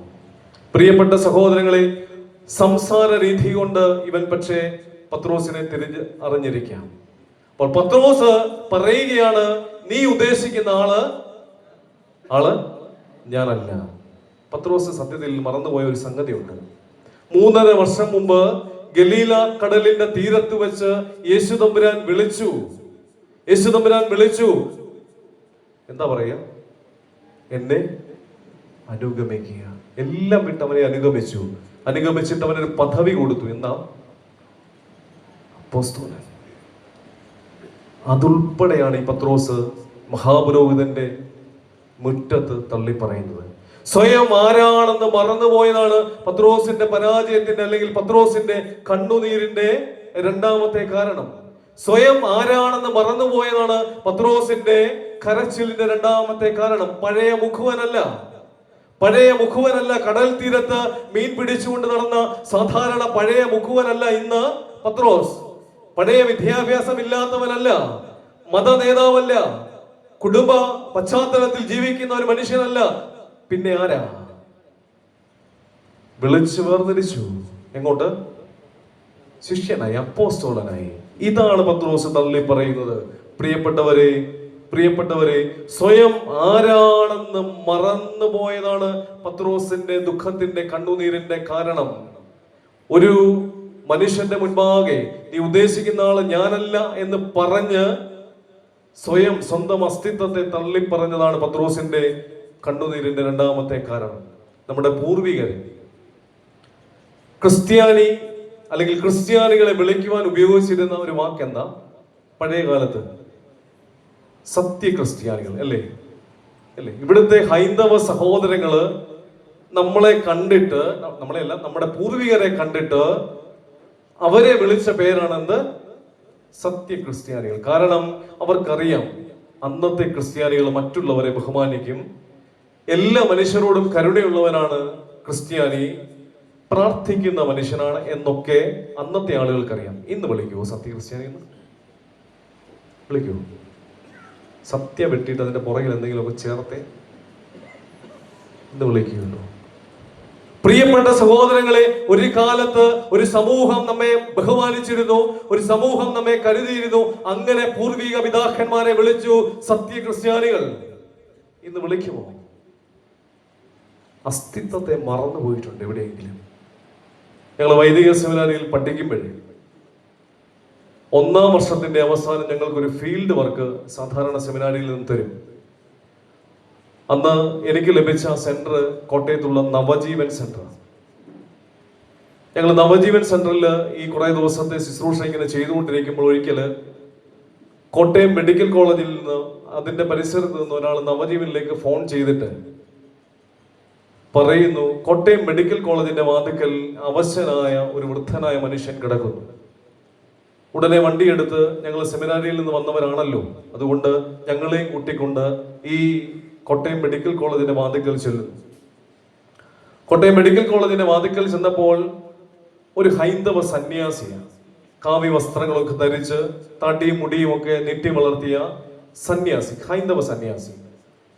ഇദ്ദേഹം കോട്ടയം മെഡിക്കൽ കോളേജിന്റെ വാതിക്കൽ ഇങ്ങനെ അവശനായി കിടക്കുകയാണ്. ഇദ്ദേഹത്തെ എടുത്ത് ആശുപത്രിയിൽ കാണിച്ച് മരുന്നൊക്കെ മേടിച്ച് തിരികെ നവജീവനിൽ കൊണ്ടുപോയി ഇദ്ദേഹത്തിന് വേണ്ടതായ ഭക്ഷണമൊക്കെ കൊടുത്തു. ഈ കോട്ടയം മെഡിക്കൽ കോളേജിന്റെ വാതിക്കൽ ഇദ്ദേഹം കിടക്കുമ്പോൾ ഇദ്ദേഹത്തിന്റെ അടുക്കൽ ഒരു ഭാണ്ഡമുണ്ടായിരുന്നു. ഭാണ്ഡം എന്ന് പറഞ്ഞാൽ ഒരു ചെറിയ ഒരു ചെറിയ തുണി കൊണ്ട് നാലായിട്ട് കെട്ടി അതിനകത്ത് കുറച്ച് സാധനങ്ങൾ, അതും എടുത്തു. പക്ഷെ ഒരു പ്രശ്നമുണ്ടായി. ഇദ്ദേഹം മലയാളിയല്ല, തെലുങ്കനാണ്. ഇദ്ദേഹത്തോട് സംസാരിക്കുവാൻ നവജീവനിൽ ആരുമില്ല. അവസാനം എങ്ങനെയോ തെലുങ്ക് അറിയാവുന്ന ഒരു സ്ത്രീയെ കണ്ടുപിടിച്ചു. ഈ സ്ത്രീ ഇദ്ദേഹത്തിന്റെ അടുക്കൽ വന്ന് ഇദ്ദേഹത്തോട് കാര്യങ്ങൾ ചോദിച്ചു. ഇദ്ദേഹം ആ സ്ത്രീയോട് പറഞ്ഞു, ആന്ധ്രാപ്രദേശിലെ ചെറിയ ഒരു ഗ്രാമത്തിൽ നിന്ന് കേരളത്തിലെ ക്ഷേത്രങ്ങൾ സന്ദർശിക്കുവാൻ വേണ്ടി വന്ന ഒരു ഹൈന്ദവ സന്യാസിയാണ് അദ്ദേഹം. കേരളത്തിലെ ക്ഷേത്രങ്ങളൊക്കെ സന്ദർശിച്ച് അവസാനം ഏറ്റുമാനൂർ എത്തിയപ്പോൾ അദ്ദേഹത്തിന് വല്ലാത്ത പനി ബാധിച്ചു. ആരോ അദ്ദേഹത്തോട് പറഞ്ഞു, അടുത്തൊരു ആശുപത്രിയുണ്ട്, അവിടെ ചെന്നാൽ മരുന്ന് ലഭിക്കും. അങ്ങനെ കോട്ടയം മെഡിക്കൽ കോളേജിലേക്ക് ഈ മനുഷ്യൻ വന്നതാണ്. മെഡിക്കൽ കോളേജിന്റെ വാതിക്കൽ എത്തിയപ്പോഴേക്കും തളർന്ന് അവശനായി വീണു പോവുകയാണ്. അപ്പോൾ ഇദ്ദേഹത്തിന്റെ കയ്യിൽ ഇദ്ദേഹത്തിന്റെ ഒരു ഭാണ്ഡമുണ്ട് എന്ന് പറഞ്ഞു. ഇദ്ദേഹത്തിന്റെ അനുവാദത്തോടു കൂടി അത് തുറന്നു. സത്യത്തിൽ അതിനകത്ത് വസ്ത്രം എന്തെങ്കിലും അദ്ദേഹത്തിന് മാറിക്കൊടുക്കുവാൻ ഉണ്ടോ എന്ന് ഉദ്ദേശിച്ചാണ് തുറന്നോട്ടെ എന്ന് ചോദിച്ചത്. അദ്ദേഹം തുറന്നോളാൻ സമ്മതിക്കുകയും ചെയ്തു. തുറന്നപ്പോഴാണ് വല്ലാതെ ഞെട്ടിപ്പോയത്. ആന്ധ്രാപ്രദേശിലെ ഒരു ചെറിയ ഗ്രാമത്തിൽ നിന്ന് കേരളത്തിലെ ക്ഷേത്രങ്ങളിലേക്ക് തീർത്ഥാടനം വന്ന ഒരു ഹൈന്ദവ സന്യാസിയുടെ കയ്യിലുണ്ടായിരുന്നത് ഏതാണ്ട് 35 രൂപയുടെ ചില്ലറ, പിന്നെ കുറച്ച് ഹൈന്ദവ ദൈവങ്ങളുടെ ചിത്രങ്ങൾ. സത്യത്തിൽ കണ്ണു തുറപ്പിക്കണം. ഞാൻ ആരാണ് എന്ന് എന്റെ അസ്തിത്വത്തെ വല്ലാതെ മറന്നുകൊണ്ട് ജീവിക്കുന്ന ഈ കാലഘട്ടത്തിൽ പ്രിയപ്പെട്ട സഹോദരങ്ങളെ, ഒരു ഹൈന്ദവ സന്യാസി കണ്ണു തുറപ്പിക്കുന്നു. അസ്തിത്വത്തെ മറന്നു പോകുന്നതാ ഈ കാലഘട്ടത്തിന്റെ ഏറ്റവും വലിയ പ്രതിസന്ധി. ഞങ്ങളുടെ ഗുരുനാഥനായിരുന്ന വന്ദനായ ഓ തോമസ് അച്ഛന്റെ ഭാഷയിൽ പറഞ്ഞാൽ ഇന്നത്തെ ഭക്തികളൊക്കെ ഒരു എന്റർടൈൻമെന്റ് ഭക്തി, അങ്ങനെ ഒരു വാക്ക് അദ്ദേഹം ഉപയോഗിക്കുക. കാരണം ഇന്ന് ദേവാലയത്തിൽ വരുവാൻ ആളില്ല, ദേവാലയത്തിൽ യാമപ്രാർത്ഥനകൾക്ക് ആളില്ല, മാറാനായ പെരുന്നാളുകൾക്ക് ആളില്ല. പക്ഷേ ദേവാലയത്തിൽ ഒരു പെരുന്നാൾ നടന്നാൽ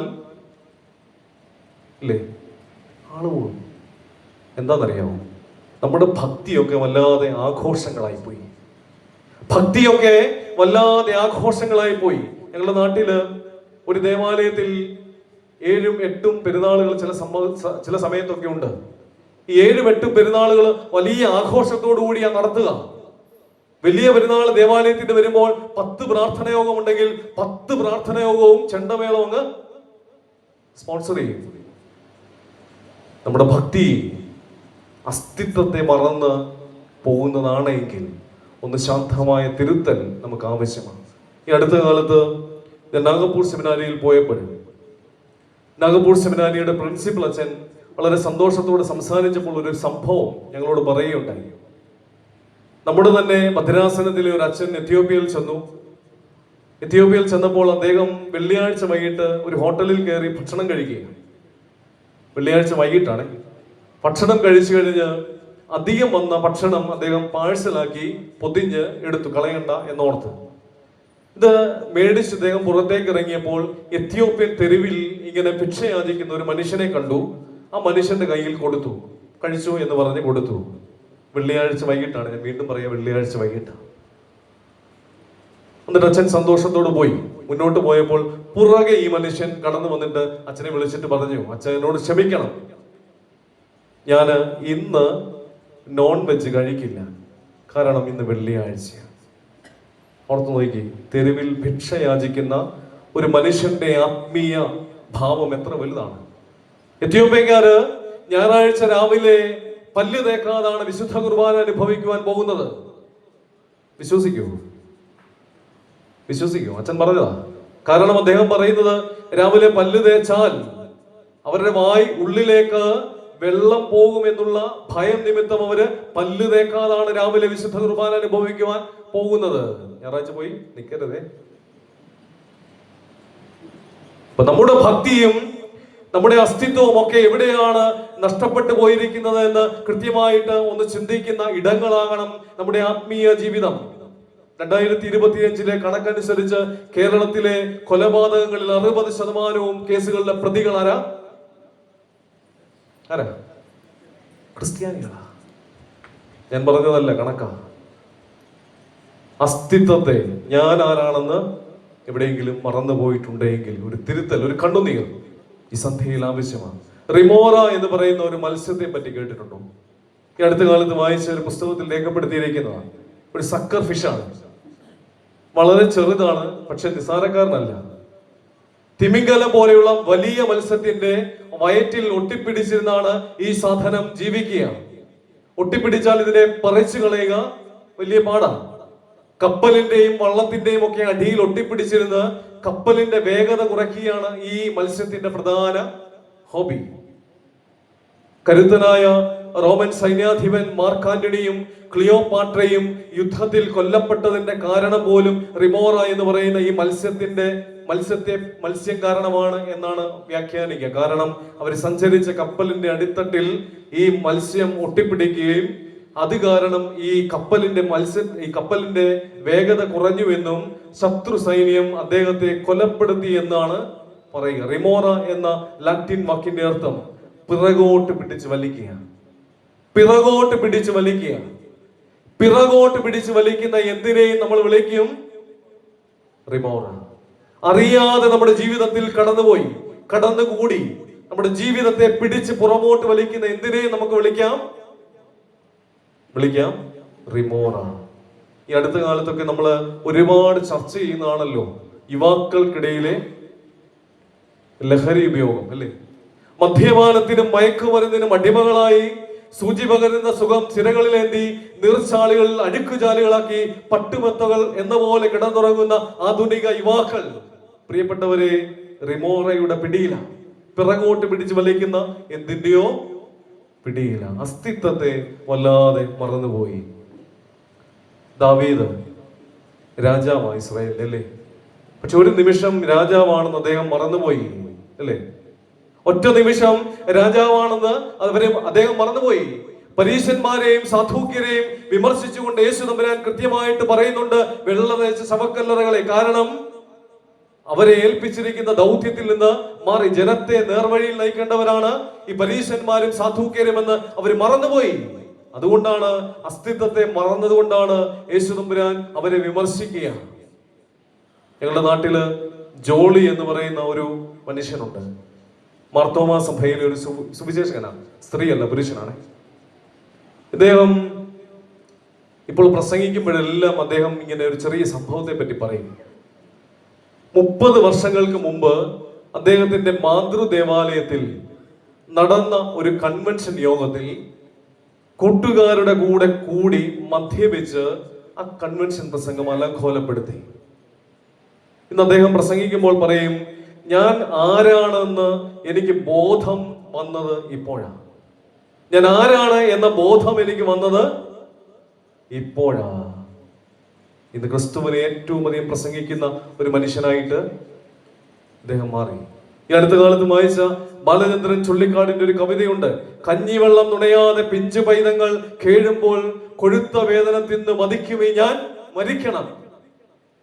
ഒരു സാധാരണ മനുഷ്യനായി ജീവിക്കണമെങ്കിൽ 3 കാര്യങ്ങളാണ് അദ്ദേഹം ഓർമ്മിപ്പിക്കുന്നത്. ഒന്ന്, സാമാന്യബോധം. എന്താ സാമാന്യബോധം? മരണ വീട്ടിൽ ചെന്നാല്, അല്ലെങ്കിൽ മരണ വീട്ടിൽ നമ്മൾ പോകുമ്പോൾ വസ്ത്രം ധരിക്കുന്നത് വളരെ സിമ്പിൾ ആയിരിക്കണമെന്ന് നമുക്ക് അറിയാം. മരണ വീട്ടിൽ ഇന്ന വസ്ത്രമേ ധരിക്കാവൂ എന്നുള്ള നിയമം വല്ലതും ഉണ്ടോ? ഇല്ല. പക്ഷെ എങ്കിലും മരണ വീട്ടിൽ വളരെ നിസ്സാരമായ ലളിതമായ വസ്ത്രങ്ങൾ ധരിച്ചുകൊണ്ടേ നമ്മൾ പോവുകയുള്ളൂ. ഈ അടുത്ത കാലത്ത് എൻ്റെ ഒപ്പം പഠിച്ച ഒരു അച്ഛൻ എന്നെ വിളിച്ചിട്ട് എന്നോട് പറഞ്ഞ ഒരു ചെറിയ സംഭവമാണ്. അച്ഛൻ ഇരുന്ന ദേവാലയത്തിൽ ഒരു അമ്മ മരിച്ചുപോയി. അപ്പൊ അച്ഛന് പിറ്റേ ദിവസം അടക്കത്തിന് പോകുവാൻ ഒരു നിർവാഹവും ഇല്ല. അതുകൊണ്ട് അച്ഛൻ സന്ധ്യയ്ക്ക് തലേ ദിവസം വീട്ടിൽ പോയി ഒന്ന് പ്രാർത്ഥിച്ചിട്ട് പോരാ. അപ്പൊ അച്ഛൻ വീട്ടിലോട്ട് ചെന്നപ്പോൾ ആ വീട്ടിൽ മക്കൾ ആരുമില്ല. അപ്പോൾ അവിടെ നിന്നൊരു ബന്ധു അച്ഛനോട് ചെവി പറഞ്ഞു, നാളെ അമ്മച്ചിയുടെ അടക്കമാ, ഒരേ കളറിലുള്ള ഡ്രസ്സ് മേടിക്കാൻ വേണ്ടി ചെങ്ങന്നൂർ പോയേക്ക. ഒരേ കളറിലുള്ള ഡ്രസ്സ് മേടിക്കുവാൻ വേണ്ടി, അമ്മച്ചിയുടെ അടക്കത്തിന് ഡ്രസ്സ് മേടിക്കുവാൻ വേണ്ടി പോയിരിക്കുക. ഇതാണ് സാമാന്യ ബോധം ഉണ്ടായിരിക്കണമെന്ന് നമ്മൾ പറയുക. വിവാഹ കൂദാശ ആരംഭിക്കുന്നതിന് മുമ്പ് പുരോഹിതന്മാര് കുറെ ഉപദേശങ്ങൾ തരും, അല്ലേ? നിങ്ങൾ ദേവാലയത്തിൽ നിൽക്കുമ്പോൾ മൊബൈൽ ഫോണ് ഒന്നെങ്കിൽ സൈലന്റ് ആക്കുക, അല്ലെങ്കിൽ സ്വിച്ച് ഓഫ് ചെയ്യുക. ദേവാലയത്തിന്റെ നടുക്കത്തെ ഈ റെഡ് കാർപ്പറ്റിൽ, ചുമന്ന കാർപ്പറ്റിൽ ആരും കയറി നിൽക്കരുത്. സ്ത്രീകളോട് പ്രത്യേകം പറയും. എന്താ പറയുന്നത്? തലയിൽ മൂടുപടമിട്ട് ആരാധനയിൽ സംബന്ധിക്കണം. കുറച്ചു കഴിഞ്ഞ് അച്ഛന്മാരെ ചീത്ത വിളിക്കുമെങ്കിലും ഓർത്തഡോക്സ് സഭയുടെ പാരമ്പര്യത്തിൽ, സഭയുടെ കൃത്യമായ വിശ്വാസത്തിൽ വളരെ ശക്തമായി നമ്മെ ഓർമ്മിപ്പിക്കുന്നു, ഒരു സ്ത്രീ ദേവാലയത്തിൽ ആരാധനയിൽ സംബന്ധിക്കണമെങ്കിൽ തലയിൽ മൂടുപടം ധരിച്ചിരിക്കണം. വേദപുസ്തകത്തിൽ പറയുന്നുണ്ട്, പഴയ നിയമത്തിലും പറയുന്നുണ്ട്, പുതിയ നിയമത്തിലും പറയുന്നുണ്ട്, പുരുഷൻ അത് ധരിക്കരുത്. പക്ഷെ സ്ത്രീ അത് ധരിച്ചിരിക്കണം. ഇതാണ് സാമാന്യ ബോധം. ആരും പറഞ്ഞു തരണ്ടതല്ല, ഇതാണ് സാമാന്യ ബോധം. അപ്പോൾ ഒന്ന്, ഒരു സാമാന്യ ബോധത്തെ പറ്റി ഓർമ്മിപ്പിക്കുന്നു. രണ്ട്, നർമ്മബോധമാണ്. നർമ്മബോധം എന്ന് പറഞ്ഞാൽ ചിരിക്കുക, അല്ലേ? നമുക്ക് ചിരിക്കാൻ പറ്റുന്നുണ്ടോ? മുഖത്ത് പുഞ്ചിരിയില്ലാതെ ഈ ലോകത്തിൽ ഒരു മനുഷ്യന് നല്ല മനുഷ്യനായിട്ട് ജീവിക്കുവാൻ പറ്റുമോ എന്ന് ചോദിച്ചാൽ അത് സംശയമാണ്. ക്യാൻസർ വാർഡിലെ ചിരി എന്ന് പറയുന്ന ഒരു പുസ്തകമുണ്ട്, അല്ലേ? ആരുടെയാ? ഇന്നസെന്റ്. വായിച്ചിട്ടുണ്ടാവും പലരും. അദ്ദേഹം അതിനകത്ത് വളരെ മനോഹരമായ, രസകരമായ ഒരുപാട് സംഭവങ്ങൾ ഇങ്ങനെ എഴുതി വെച്ചിട്ടുണ്ട്. ഒരുപാട് വേദനയിൽ കൂടി അദ്ദേഹത്തിന്റെ ജീവിതം കടന്നുപോയപ്പോൾ അദ്ദേഹം കുത്തിക്കുറിച്ച സാധനങ്ങളാണ് അതിൻ്റെ അകത്ത് മുഴുവൻ. അപ്പോൾ ഇങ്ങനെ അദ്ദേഹവും അദ്ദേഹത്തിന്റെ ഭാര്യയും കൂടെ കാറിൽ യാത്ര ചെയ്യുമ്പോൾ ഇദ്ദേഹം കപ്പേള, അല്ലെ? കപ്പേള എന്ന് പറഞ്ഞാൽ കുരിശും. ഈ കുരിശിനെ നോക്കി ഒന്ന് കൊഞ്ഞണം കുത്തി. അപ്പൊ ഇത് കണ്ടിട്ട് ഭാര്യ അദ്ദേഹത്തോട് ചോദിച്ചു, നിങ്ങൾ എന്താ പണിയാ കാണിച്ചേ? ആരെങ്കിലും കാണിക്കുന്ന പണിയാണോ നിങ്ങൾ കാണിച്ചത്? ഈ കുരിശിലെ നോക്കിയിട്ട് കൊഞ്ഞണം കുത്തുന്നത്. അപ്പൊ അദ്ദേഹം വളരെ നിസ്സാരമായിട്ട്, വളരെ ഈ തമാശ രൂപത്തിൽ പറഞ്ഞത്രേ, ദൈവത്തിന് ഇഷ്ടമുള്ളവരെ ദൈവം ആദ്യം വിളിക്കുമെന്ന് ഞാൻ കേട്ടിട്ടുണ്ട്. ദൈവത്തിന് ഇഷ്ടമുള്ള ആളിനെ ദൈവം ആദ്യം വിളിക്കുമെന്ന് ഞാൻ കേട്ടിട്ടുണ്ട്. ഇപ്പൊ കൊഞ്ഞണം കുത്തിയാൽ ദൈവത്തിന് ഇഷ്ടമല്ലാത്തവനായി തീരും. അപ്പൊ എന്നെ കുറച്ചുകൂടെ ഈ ഭൂമിയിൽ ജീവിക്കാൻ സമ്മതിക്കും. അപ്പൊ കുറച്ച് മുന്നോട്ട് പോയപ്പോൾ പിന്നെ കൊഞ്ഞണം കുത്തുന്ന മുഴുവൻ ആരാ? ഭാര്യ. പ്രിയപ്പെട്ടവരെ, അസ്തിത്വത്തെ മറന്നു പോകുന്ന ഒരു കാലഘട്ടത്തിൽ നമ്മൾ ജീവിക്കുമ്പോൾ, ജീവിതത്തിൽ എല്ലാം നഷ്ടപ്പെട്ടോട്ടെ, ജീവിതത്തിൽ പ്രിയപ്പെട്ടവര് ഇട്ടിട്ട് പൊക്കോട്ടെ, ജീവിതത്തിൽ കണ്ണുനീരിന്റെ അനുഭവങ്ങൾ കടന്നു വന്നോട്ടെ, ജീവിതത്തിൽ ആരെങ്കിലും ഒക്കെ നമ്മെ കുറ്റപ്പെടുത്തിക്കോട്ടെ, പക്ഷെ അവരെ നോക്കി ഒന്ന് ചിരിക്കുവാൻ സാധിച്ചുവെങ്കിൽ നമ്മുടെ ജീവിതത്തിൽ ഒരു അതിജീവനം ഉണ്ടാവും. ചിരിക്കാത്തവന് മനുഷ്യനായി ഈ ലോകത്തിൽ ജീവിക്കുവാൻ പറ്റില്ല. കോട്ടയത്ത് നാഗമ്പടം സ്റ്റേഡിയത്തിനടുത്ത് ഒരു ചിരി ക്ലബ് ഉണ്ട്. സത്യത്തിൽ സെമിനാരിൽ പഠിക്കുമ്പോൾ ഞാൻ ഇത് കാണുമ്പോൾ തന്നെ ചിരിച്ചു പോകും. കാര്യം എന്തിനാ ഇങ്ങനെ ഒരു ക്ലബ്ബ് എന്ന് ചിന്തിക്കും. പിന്നെ മനസ്സിലായി, ചിരിക്കുവാൻ അറിയാത്തവരെ ചിരി പഠിപ്പിക്കുവാൻ വേണ്ടി ഉള്ള ഇടമാണ് ഈ ചിരി ക്ലബ്ബ്. 3, അവിടെ പറയുന്നത് സഹജീവി അവബോധം. ഒരു മനുഷ്യനെ മനുഷ്യനായിട്ട് ആക്കുവാൻ ഒരു മനുഷ്യന് സാധിക്കണമെങ്കിൽ മൂന്നാമത് സഹജീവി അവബോധത്തിൽ കൂടി കടന്നു പോകണം, അല്ലേ? ഈ അടുത്ത കാലത്ത് എന്ന് പറഞ്ഞാൽ 2 വർഷം മുമ്പ് തിരുവനന്തപുരത്തടുത്തുള്ള നെയ്യാറ്റിൻകരയ്ക്കടുത്ത് ഒരു ദേവാലയത്തിൽ പ്രസംഗത്തിന് പോയി. ഞാൻ ഇന്നാണ് ആ സംഭവം ഇങ്ങനെ ഓർത്തത്. പ്രസംഗത്തിന് പോയി, പ്രസംഗമൊക്കെ കഴിഞ്ഞിട്ട് ഞാൻ അവിടെ ഇങ്ങനെ ഇരിക്കുകയാണ്.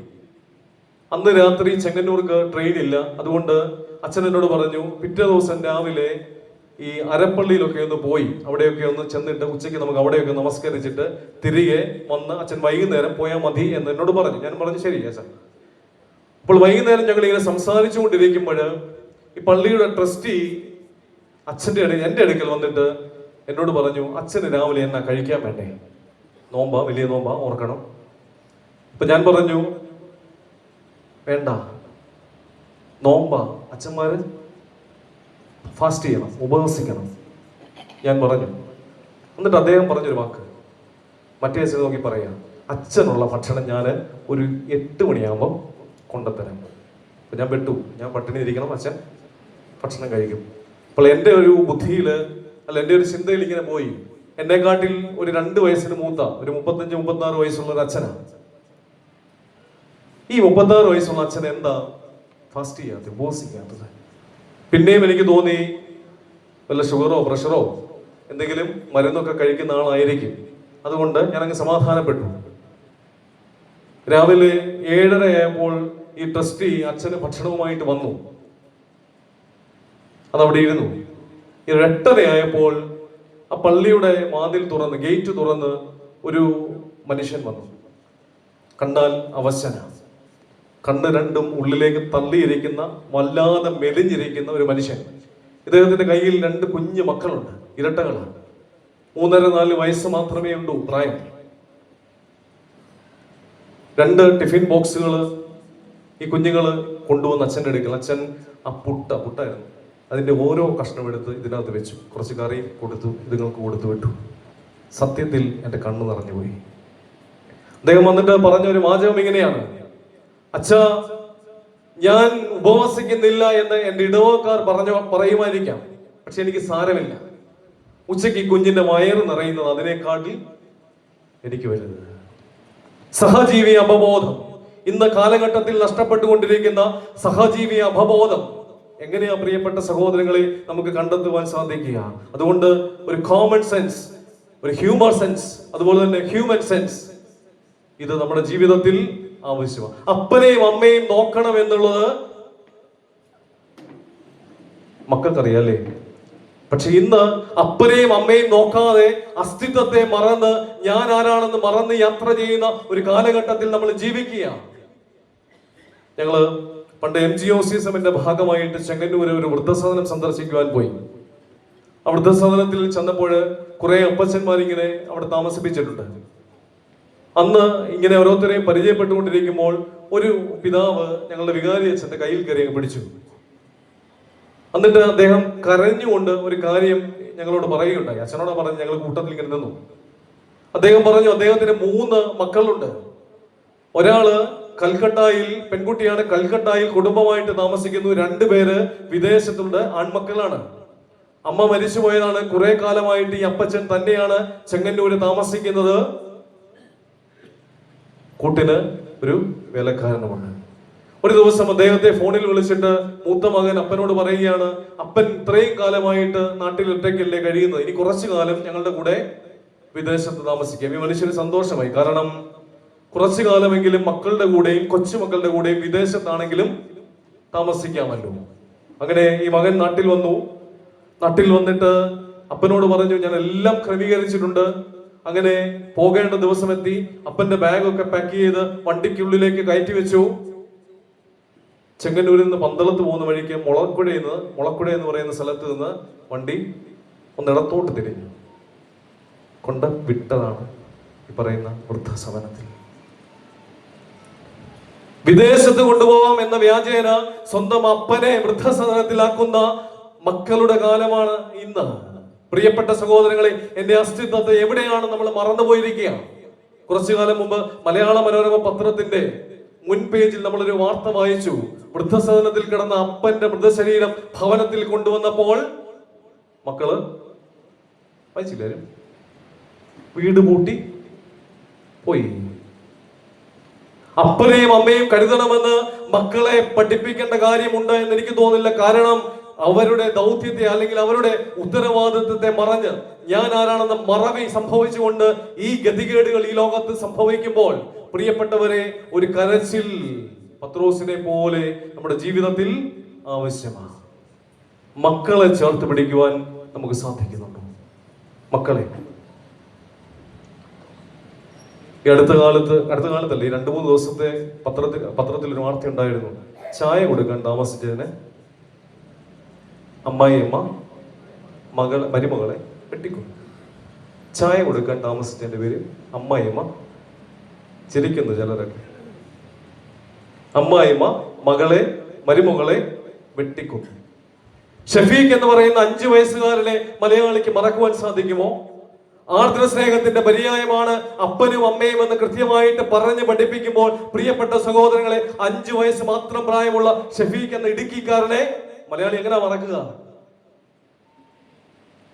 അപ്പന്റെയും അമ്മയുടെയും വളർത്തച്ഛന്റെയും ക്രൂരമായ പീഡനത്തിനിരയായി മരണത്തെ മുന്നിൽ കണ്ട ഷഫീഖിനെ മലയാളി മറക്കില്ല.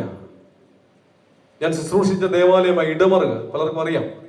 ഇടമറുക് ദേവാലയത്തിന്റെ വാതിക്കൽ നിന്ന് ഒരു 5 മിനിറ്റ് കഷ്ടിച്ച് നടന്നു പോയാൽ കേരളത്തിന്റെ മനസാക്ഷിയെ ഞെട്ടിച്ച ഒരു ഭവനമുണ്ട്. 1.5 വയസ്സുള്ള ഒരു കുഞ്ഞിനെ രണ്ടാനച്ഛൻ നിലത്തടിച്ചു കൊന്ന ഒരു ഭവനം.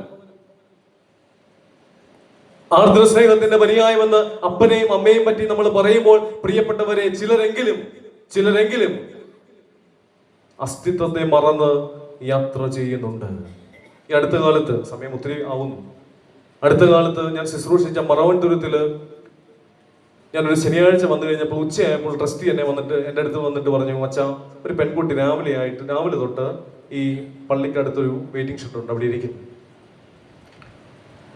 അപ്പോൾ ഞാൻ ചോദിച്ചു, ഒരു കാര്യം ചെയ്യേ, അദ്ദേഹം ആ പെൺകുട്ടിയോട് ഒന്ന് ചോദിക്കുക എന്താ കാര്യമെന്ന്. അദ്ദേഹം പല പ്രാവശ്യം അതിൽ യാത്ര ചെയ്തിട്ടും ആ പെൺകുട്ടി അവിടെ തന്നെ ഇരിപ്പുണ്ട്.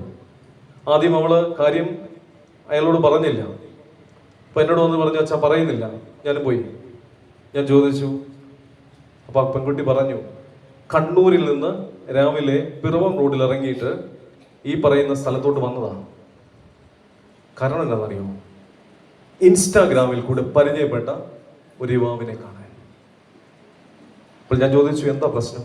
അപ്പോൾ വിളിച്ചിട്ട് ഫോണും എടുക്കുന്നില്ല, ഒന്നും എടുക്കുന്നില്ല. വന്നിട്ട് ആ പെൺകുട്ടി എൻ്റെ അടുത്ത് കരഞ്ഞോണ്ട് പറഞ്ഞു, അച്ഛാ, എൻ്റെ വീട്ടിൽ എൻ്റെ അപ്പനും അമ്മയും തമ്മിൽ എന്നും വഴക്കാ, എനിക്ക് അവിടെ ജീവിക്കാൻ പറ്റില്ല. അതുകൊണ്ട് എനിക്കൊരു സ്പേസ് തന്ന ഇടത്തേക്ക് ഇറങ്ങി വന്നതാണ്. പക്ഷെ ഈ സ്പേസ് തന്നവനും പറ്റിച്ചു. അവസാനം തലയോലപ്പുറമിലുള്ള പോലീസ് സ്റ്റേഷനിൽ അറിയിച്ചു. അവര് ഈ പെൺകുട്ടിയെ കൊണ്ടുവിട്ടു എന്നാണ് ഞാൻ വിചാരിക്കുക. പ്രിയപ്പെട്ട സഹോദരങ്ങളെ, അസ്തിത്വത്തെ മറന്ന്, ഞാൻ ആരാണെന്ന് മറന്ന് ഈ കാലഘട്ടത്തിൽ ജീവിക്കുന്നുണ്ട് എങ്കിൽ പത്രോസിനെ പോലെ ഒരു കരച്ചിൽ നമുക്ക് ആവശ്യമാണ്. സഹോദരങ്ങളോടുള്ള ബന്ധം എങ്ങനെയാണ്?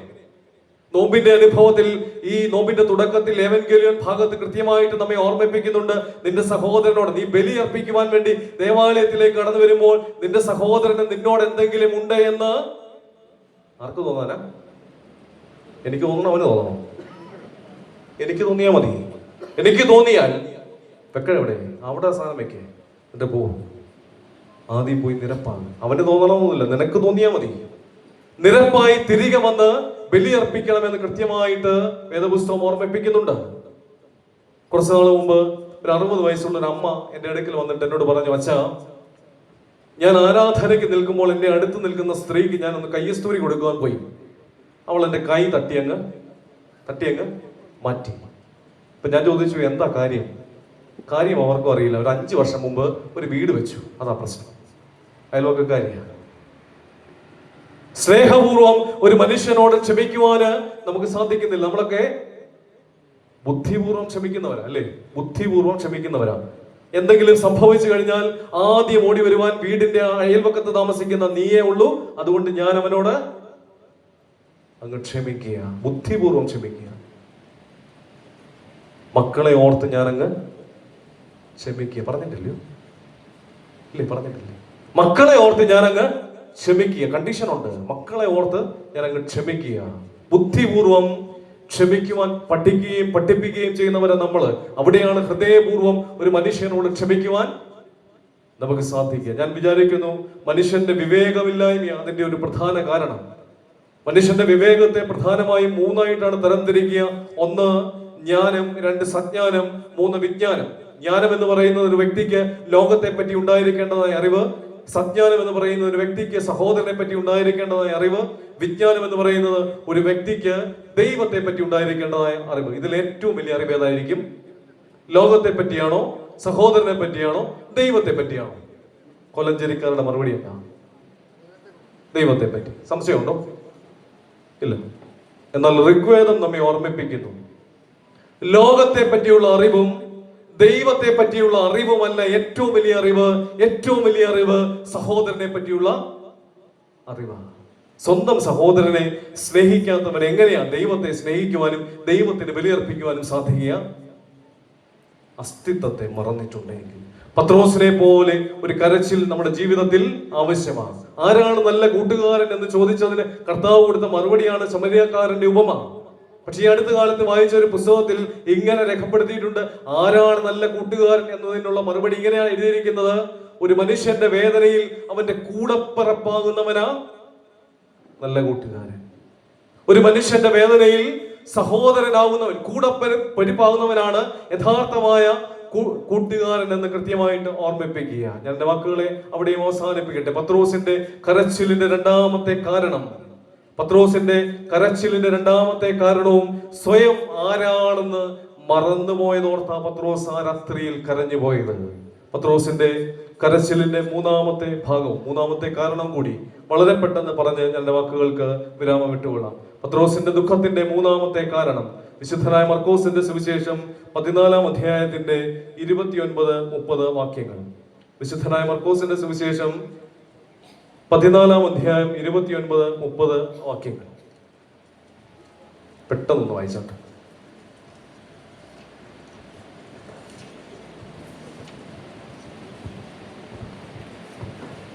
പത്രോസ് അവനോട്, എല്ലാവരും ഇടറിയാലും ഞാൻ ഇടറുകയില്ല എന്ന് പറഞ്ഞു.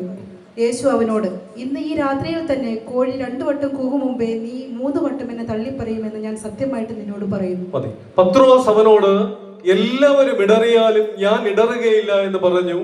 യേശു അവനോട്, ഇന്ന് ഈ രാത്രിയിൽ തന്നെ കോഴി 2 വട്ടം കൂകും മുമ്പേ നീ 3 വട്ടം എന്നെ തള്ളിപ്പറയും എന്ന് സത്യമായും നിന്നോട് ഞാൻ പറയുന്നു. മർക്കോസിന്റെ മാളികയിൽ വിശുദ്ധ കുർബാന സ്ഥാപിച്ചതിന് ശേഷം ഒലിവ് മലയുടെ നെറുകയിൽ നടക്കുന്ന ഒരു മഹാസംഭവമാണ് ഇത്. കുറച്ചു മണിക്കൂറുകൾക്ക് മുമ്പ് പത്രോസിനെ ഓർമ്മിപ്പിച്ചു, പത്രോസെ നീ എന്നെ തള്ളിപ്പറയും. ഒരാൾ ആണയിട്ട് പറയണമെങ്കിൽ ഉറപ്പുള്ള കാര്യം സംഭവിക്കണം, അല്ലേ? യേശുദമ്പുരാൻ അവിടെ ഉപയോഗിച്ചിരിക്കുന്ന ഒരു പദമാണ് സത്യമായും.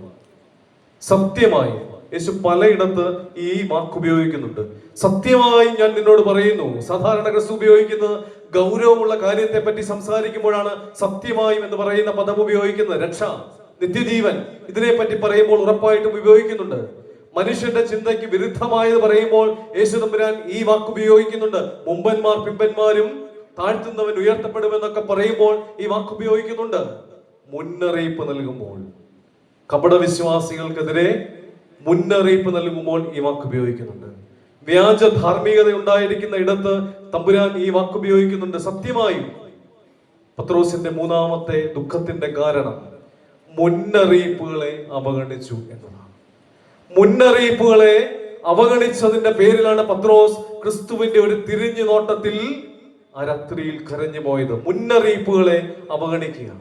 കുറച്ച് മണിക്കൂറുകൾക്ക് മുമ്പ് കൃത്യമായിട്ട് ഈ പത്രോസിനോട് പറയുന്നുണ്ട്, നീ എന്നെ തള്ളിപ്പറയും. പക്ഷെ പത്രോസ് ഗൗരവമായിട്ട് എടുത്തോ? ഇല്ല. അതാണ് പത്രോസിന്റെ കരച്ചിലിന്റെ മൂന്നാമത്തെ കാരണം. ക്രിസ്തുവിന്റെ കാൽവറി യാത്രയിൽ മുന്നറിയിപ്പുകൾ ഒരുപാട് പേർക്ക് ലഭിക്കുകയും മുന്നറിയിപ്പുകൾ ചേർത്ത് പിടിക്കുകയും മുന്നറിയിപ്പുകളെ അവഗണിക്കുകയും ചെയ്യുന്ന ഒരുപാട് പേരുണ്ട്. പീലാത്തോസ് അല്ലേ, ഒരു കുറിപ്പുമായിട്ട് ഒരു സ്ത്രീ മുന്നോട്ട് കടന്നു വരുന്നു. ആ കുറിപ്പ് 6 മടക്കി ഈ സ്ത്രീ പീലാത്തോസിന്റെ കയ്യിൽ കൊടുക്കുന്നു. എന്നിട്ട് ആ കുറിപ്പിനകത്ത് എന്തായിരുന്നു? പീലാത്തോസെ, നിന്നെ വിധിക്കുവാൻ അധികാരമുള്ള തമ്പുരാനെ നീ വിധിക്കരുതേ. നിന്നെ വിധിക്കുവാൻ അധികാരമുള്ളവനെ നീ വിധിക്കരുതേ. നിന്റെ കയ്യിൽ റോമൻ സിവിൽ കോഡുകൾ ഉണ്ടാകാം, നിന്റെ കയ്യിൽ റോമൻ സിവിൽ നിയമങ്ങൾ ഉണ്ടാകാം. എന്തൊക്കെ നിന്റെ കയ്യിൽ ഉണ്ടായാലും ആ നീതിമാന്റെ രക്തത്തിൽ നീ ഇടപെടരുതേ. ആ ഭാര്യ രാത്രിയിൽ സ്വപ്നം കണ്ടു എന്നും സ്വപ്നത്തിൽ ഉറക്കം നഷ്ടപ്പെട്ടു എന്നും ഒക്കെയാണ് രേഖപ്പെടുത്തിയിരിക്കുന്നത്. അത് ദുഃഖവെള്ളിയാഴ്ച സദറ പ്രാർത്ഥന വായിക്കുമ്പോൾ നിങ്ങളൊന്ന് ശ്രദ്ധിച്ചാൽ മതി. ഇത്ര ഭംഗിയായിട്ട് പിതാക്കന്മാര് അതിങ്ങനെ കൂറിയിട്ടിരിക്കുക. അപ്പൊ പീലാത്തോസിന്റെ മറുപടി എന്തായിരുന്നു? നിന്റെ ഭരണം അങ്ങ് പറഞ്ഞേ, നിന്റെ ഭരണം അങ്ങ് വീട്ടിൽ മതി. ഇവിടുത്തെ കാര്യങ്ങൾ നോക്കാൻ ഞാനുണ്ട്, അതുകൊണ്ട് വലിയ കാര്യത്തിൽ നീ തലയിടണ്ട, നിന്റെ ഭരണം അങ്ങ് വീട്ടിൽ മതി. ഇത് അല്പം കൂടി കേട്ടിരുന്നുവെങ്കിൽ ഞാൻ പറയും, മുന്നറിയിപ്പിനെ അവഗണിച്ച മനുഷ്യനാണ് പീലാത്തോസ്. പീലാത്തോസിന്റെ ചരിത്രത്തിൽ പീലാത്തോസിന്റെ മരണം ആത്മഹത്യ ചെയ്ത മരണപ്പെടുക, മുന്നറിയിപ്പുകളെ അവഗണിച്ചതാണ്. പഴയ നിയമത്തിൽ ഒരു രാജാവ് ഉണ്ടായിരുന്നു, ഉസിയ രാജാവ്, അല്ലെ? ഉസിയ രാജാവ് 16-ാമത്തെ വയസ്സിൽ രാജാവാവുകയും 52 വർഷം ഇസ്രായേലിനെ രാജാവായിട്ട് നയിക്കുകയും ചെയ്ത ഈ രാജാവിന് ഒരു ആഗ്രഹം.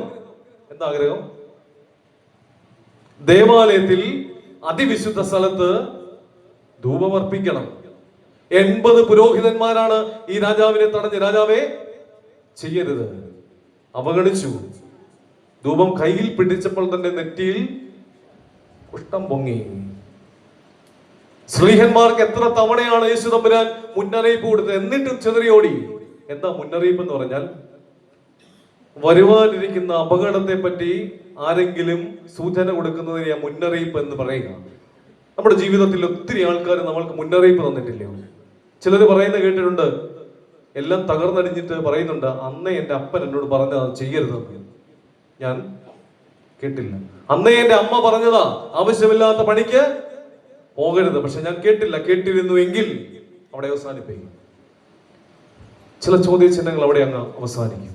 പ്രിയപ്പെട്ട സഹോദരങ്ങളെ, മുന്നറിയിപ്പുകളെ അവഗണിക്കുന്ന ഈ കാലഘട്ടത്തിൽ ഈ പത്രോസ് നമ്മെ ഓർമ്മിപ്പിക്കുകയാണ്, മുന്നറിയിപ്പുകളെ അവഗണിച്ചിട്ടുണ്ടെങ്കിൽ പത്രോസിനെ പോലെ ഒരു കരച്ചിൽ നമ്മുടെ ജീവിതത്തിൽ ആവശ്യമാണ്. യേശുതമ്പുരാന്റെ കാൽവറി യാത്രയിൽ നമ്മൾ സാധാരണ കാണുന്ന ഒരു മനുഷ്യനാണ് വലതുവശത്തെ കള്ളൻ. ഒരു ഓട്ട മത്സരം ആരംഭിച്ചിട്ട് ഈ ഓട്ട മത്സരത്തിന്റെ അവസാന സമയത്ത് അതിശക്തമായി സകല ആരോഗ്യവും എടുത്ത് ഓടി കിരീടം പ്രാപിച്ച ഒരു മനുഷ്യനായിട്ടാണ് ഈ വലതുവശത്തെ കള്ളനെ പറ്റി പറയുക. വലതുവശത്തെ കള്ളൻ എന്നൊന്നും വേദപുസ്തകത്തിൽ പറഞ്ഞിട്ടില്ല എങ്കിലും നല്ലത് ചെയ്യുന്നവനെ വലതുവശത്ത് തറയ്ക്കാനാണ് നമുക്ക് ഇഷ്ടം. 3.5 വർഷക്കാലം കൂടെ നടന്നവർ ഓടിപ്പോയിട്ട് 3.5 മണിക്കൂറുകൾ കൊണ്ട് ജീവകിരീടം പ്രാപിച്ച ഒരു മനുഷ്യനാണ് ഈ വലതുവശത്തെ കള്ളൻ. പക്ഷെ കൂടെ ഒരുത്തനും കൂടെ കുരിശിക്കപ്പെട്ടു. കൂടെ കുരിശിക്കപ്പെട്ട അവന് കൊടുക്കുന്ന 3 മുന്നറിയിപ്പുണ്ട്. നീ ദൈവത്തെ ഭയപ്പെടുന്നില്ലയോ? കൂടെ കിടക്കുന്നവരോട് പറയാം, നീ ദൈവത്തെ ഭയപ്പെടുന്നില്ലയോ? 2 ചോദിക്കുന്നുണ്ട്, നീ ചെയ്ത തെറ്റിനെ പറ്റി നീ എന്താ അനുതപിക്കാത്തത്? 3, നിരപരാധിയുടെ മേൽ ഇങ്ങനെ നീ അപവാദം പറയുന്നത് എന്തിനാ? ക്രിസ്തുവിനെ പറ്റി കുറെ പറയുന്നുണ്ട്, അതുകൊണ്ടാണ് പറയുന്നത്. നിരപരാധിയുടെ മേൽ നീ എന്തിനാണ് ഇങ്ങനെ അപരാധം പറയുക? ഗത്സമനായുടെ ശാന്തതയിൽ യേശു തമ്പുരാൻ പ്രാർത്ഥിക്കുവാൻ വേണ്ടി കയറി പോകുമ്പോൾ സ്ലീഹന്മാരോട് പറയുന്നുണ്ട്, ഉണർന്നിരുന്ന് പ്രാർത്ഥിപ്പി. തിരിച്ചിറങ്ങി വരുമ്പോൾ കർത്താവ് കാണുന്നുണ്ട് ഉറങ്ങുന്ന സ്ലീഹന്മാർ. എന്നിട്ട് ചോദിക്കുന്നുണ്ട്, എന്റെ ഒപ്പം കുറച്ച് നാഴിക നേരമെങ്കിലും ഉണർന്നിരിക്കുവാൻ നിങ്ങൾക്ക് എന്തേ സാധിക്കുന്നില്ല? ഉറക്കത്തെ പറ്റിയും ഒരുക്കത്തെ പറ്റിയും ക്രിസ്തു മുന്നറിയിപ്പ് കൊടുക്കുകയാണ്. പ്രിയപ്പെട്ടവരെ, അവന്റെ കാൽവറി യാത്രയിൽ ഉറക്കമല്ല നമുക്ക് ആവശ്യം, ഒരുക്കമാണ് എന്ന് കൃത്യമായിട്ട് ഈ ഗത്സമനായുടെ ശാന്തതയിൽ യേശുതമ്പുരാൻ കൃത്യമായിട്ട് സ്ലീഹന്മാർക്ക് മുന്നറിയിപ്പ് കൊടുക്കുന്നുണ്ട്. വീണ്ടും ഈ ഗത്സമനായിൽ നിന്ന് ഇറങ്ങി വരുമ്പോൾ, ഗത്സമനായിൽ വെച്ച് ഇറങ്ങി വരുമ്പോൾ യേശുതമ്പുരാന്റെ ശിഷ്യനായ യൂദ യേശുതമ്പുരാനെ ചുംബിച്ച് ഒറ്റിക്കൊടുക്കുന്നുണ്ട്, അല്ലെ? ഒറ്റിന്റെ അടയാളമായി തന്റെ മുഖത്തോട് ചേർത്ത് വയ്ക്കപ്പെട്ട അയാളുടെ ചുണ്ടിലേക്ക് ദൈവപുത്രൻ തന്റെ മുഖം ഇങ്ങനെ അമർത്തി കൊടുത്തിട്ടുണ്ട്. എന്നിട്ട് അവനോട് പറഞ്ഞു കാണും, യൂദായെ, ഞാൻ നിന്നെ സ്നേഹിക്കുന്നു, ഞാൻ നിന്നെ സ്നേഹിക്കുന്നു. എന്നിട്ടും അപ്പോഴെങ്കിലും അവന് മനസ്സിലാകുവാൻ വേണ്ടി ഉടനെ പത്രോസ് വാളെടുത്തു, മൽക്കോസിന്റെ ചെവി ഖണ്ഡിച്ചു. അവിടെയും കർത്താവ് പറയുന്നുണ്ട്, വാള് കുറയുന്നുണ്ട്. മുന്നറിയിപ്പ്. പ്രിയപ്പെട്ട സഹോദരങ്ങളെ, മുന്നറിയിപ്പുകളെ അവഗണിച്ചതാണ് പത്രോസിന്റെ ജീവിതത്തിന്റെ കണ്ണുനീരിന്റെ 3ാമത്തെ കാരണം. ഞാൻ എന്റെ വാക്കുകളെ അവസാനിപ്പിക്കട്ടെ. പരിശുദ്ധനായ പത്രോസ് ലീഹ യേശു തമ്പുരാന്റെ ഒരൊറ്റ നോട്ടത്തിൽ കരഞ്ഞു പോയിട്ടുണ്ടെങ്കിൽ ആ കരച്ചിലിന്റെ 3 കാരണങ്ങൾ: 1, ക്രിസ്തുവിനെ അറിഞ്ഞിട്ടും അറിയാത്തതുപോലെ നിന്നു, അതോർത്ത പത്രോസ് കരഞ്ഞത്. 2, സ്വയം ആരാണെന്ന് മറന്നുപോയി കുറച്ചു നേരത്തേക്ക്. ഗലീല തടാകത്തിന്റെ തീരത്ത് വെച്ച് നിന്നിരുന്ന അസാധാരണ മുക്കുവനല്ല, ഞാൻ അപ്പോസ്തോലനാണ് എന്ന്, ക്രിസ്തുവിന്റെ ശിഷ്യനാണ് എന്ന് ഒറ്റ നിമിഷം അവൻ മറന്നുപോയി.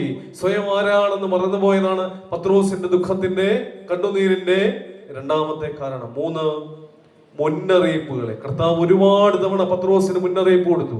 ഈ മുന്നറിയിപ്പുകളെ അവഗണിച്ചതാണ് പത്രോസിന്റെ ദുഃഖത്തിന്റെ 3ാമത്തെ കാരണം. പ്രിയപ്പെട്ടവരെ, നോമ്പിന്റെ അനുഭവത്തിൽ കൂടി നമ്മൾ കടന്നു പോകുമ്പോൾ എവിടെയെങ്കിലും അറിഞ്ഞിട്ടും അറിയാത്തതുപോലെ നിന്നിട്ടുണ്ടെങ്കിൽ ഒരു കരച്ചിൽ ആവശ്യമാണ്. നമ്മുടെ അസ്തിത്വത്തെ നഷ്ടപ്പെടുത്തി മകൻ, മകൾ, അപ്പനും അമ്മയും അതുപോലെ തന്നെ സഹോദരങ്ങൾ എന്നുള്ള അസ്തിത്വത്തെ നഷ്ടപ്പെടുത്തി നമ്മൾ നിന്നിട്ടുണ്ടെങ്കിൽ, പ്രവർത്തിച്ചിട്ടുണ്ടെങ്കിൽ ഒരു കരച്ചിൽ പത്രോസിനെ പോലെ നമ്മുടെ ജീവിതത്തിൽ ആവശ്യമാണ്. 3 മുന്നറിയിപ്പുകളെ ചേർത്ത് പിടിച്ചിട്ടുണ്ട്. മുന്നറിയിപ്പുകളെ ചേർത്ത് പിടിച്ചിട്ടും അതിനെ അവഗണിച്ചിട്ടുണ്ടെങ്കിൽ ഒരു കരച്ചിൽ നമ്മുടെ ജീവിതത്തിൽ ആവശ്യമാണ്, പത്രോസിനെ പോലെ. ആയതിനാൽ ദൈവത്തിന്റെ പരിശുദ്ധ രൂപ നമ്മെ എവരെയും സാധ്യമാക്കട്ടെ എന്ന് പ്രാർത്ഥിച്ച് ആശംസിച്ച് ഇങ്ങനെ ഒരു അവസരം ഒരുക്കി തന്ന പ്രിയപ്പെട്ട ബഹുമാനപ്പെട്ട വൈദിക ശ്രേഷ്ഠരോട് എല്ലാവരോടുമുള്ള നന്ദിയും സ്നേഹവും അറിയിച്ചുകൊണ്ടും ഞാൻ എൻ്റെ വാക്കുകളിൽ നിന്ന് വിരമിക്കുന്നു. ദൈവം നമ്മെ എവരെയും വാഴ്ത്തി അനുഗ്രഹിക്കട്ടെ.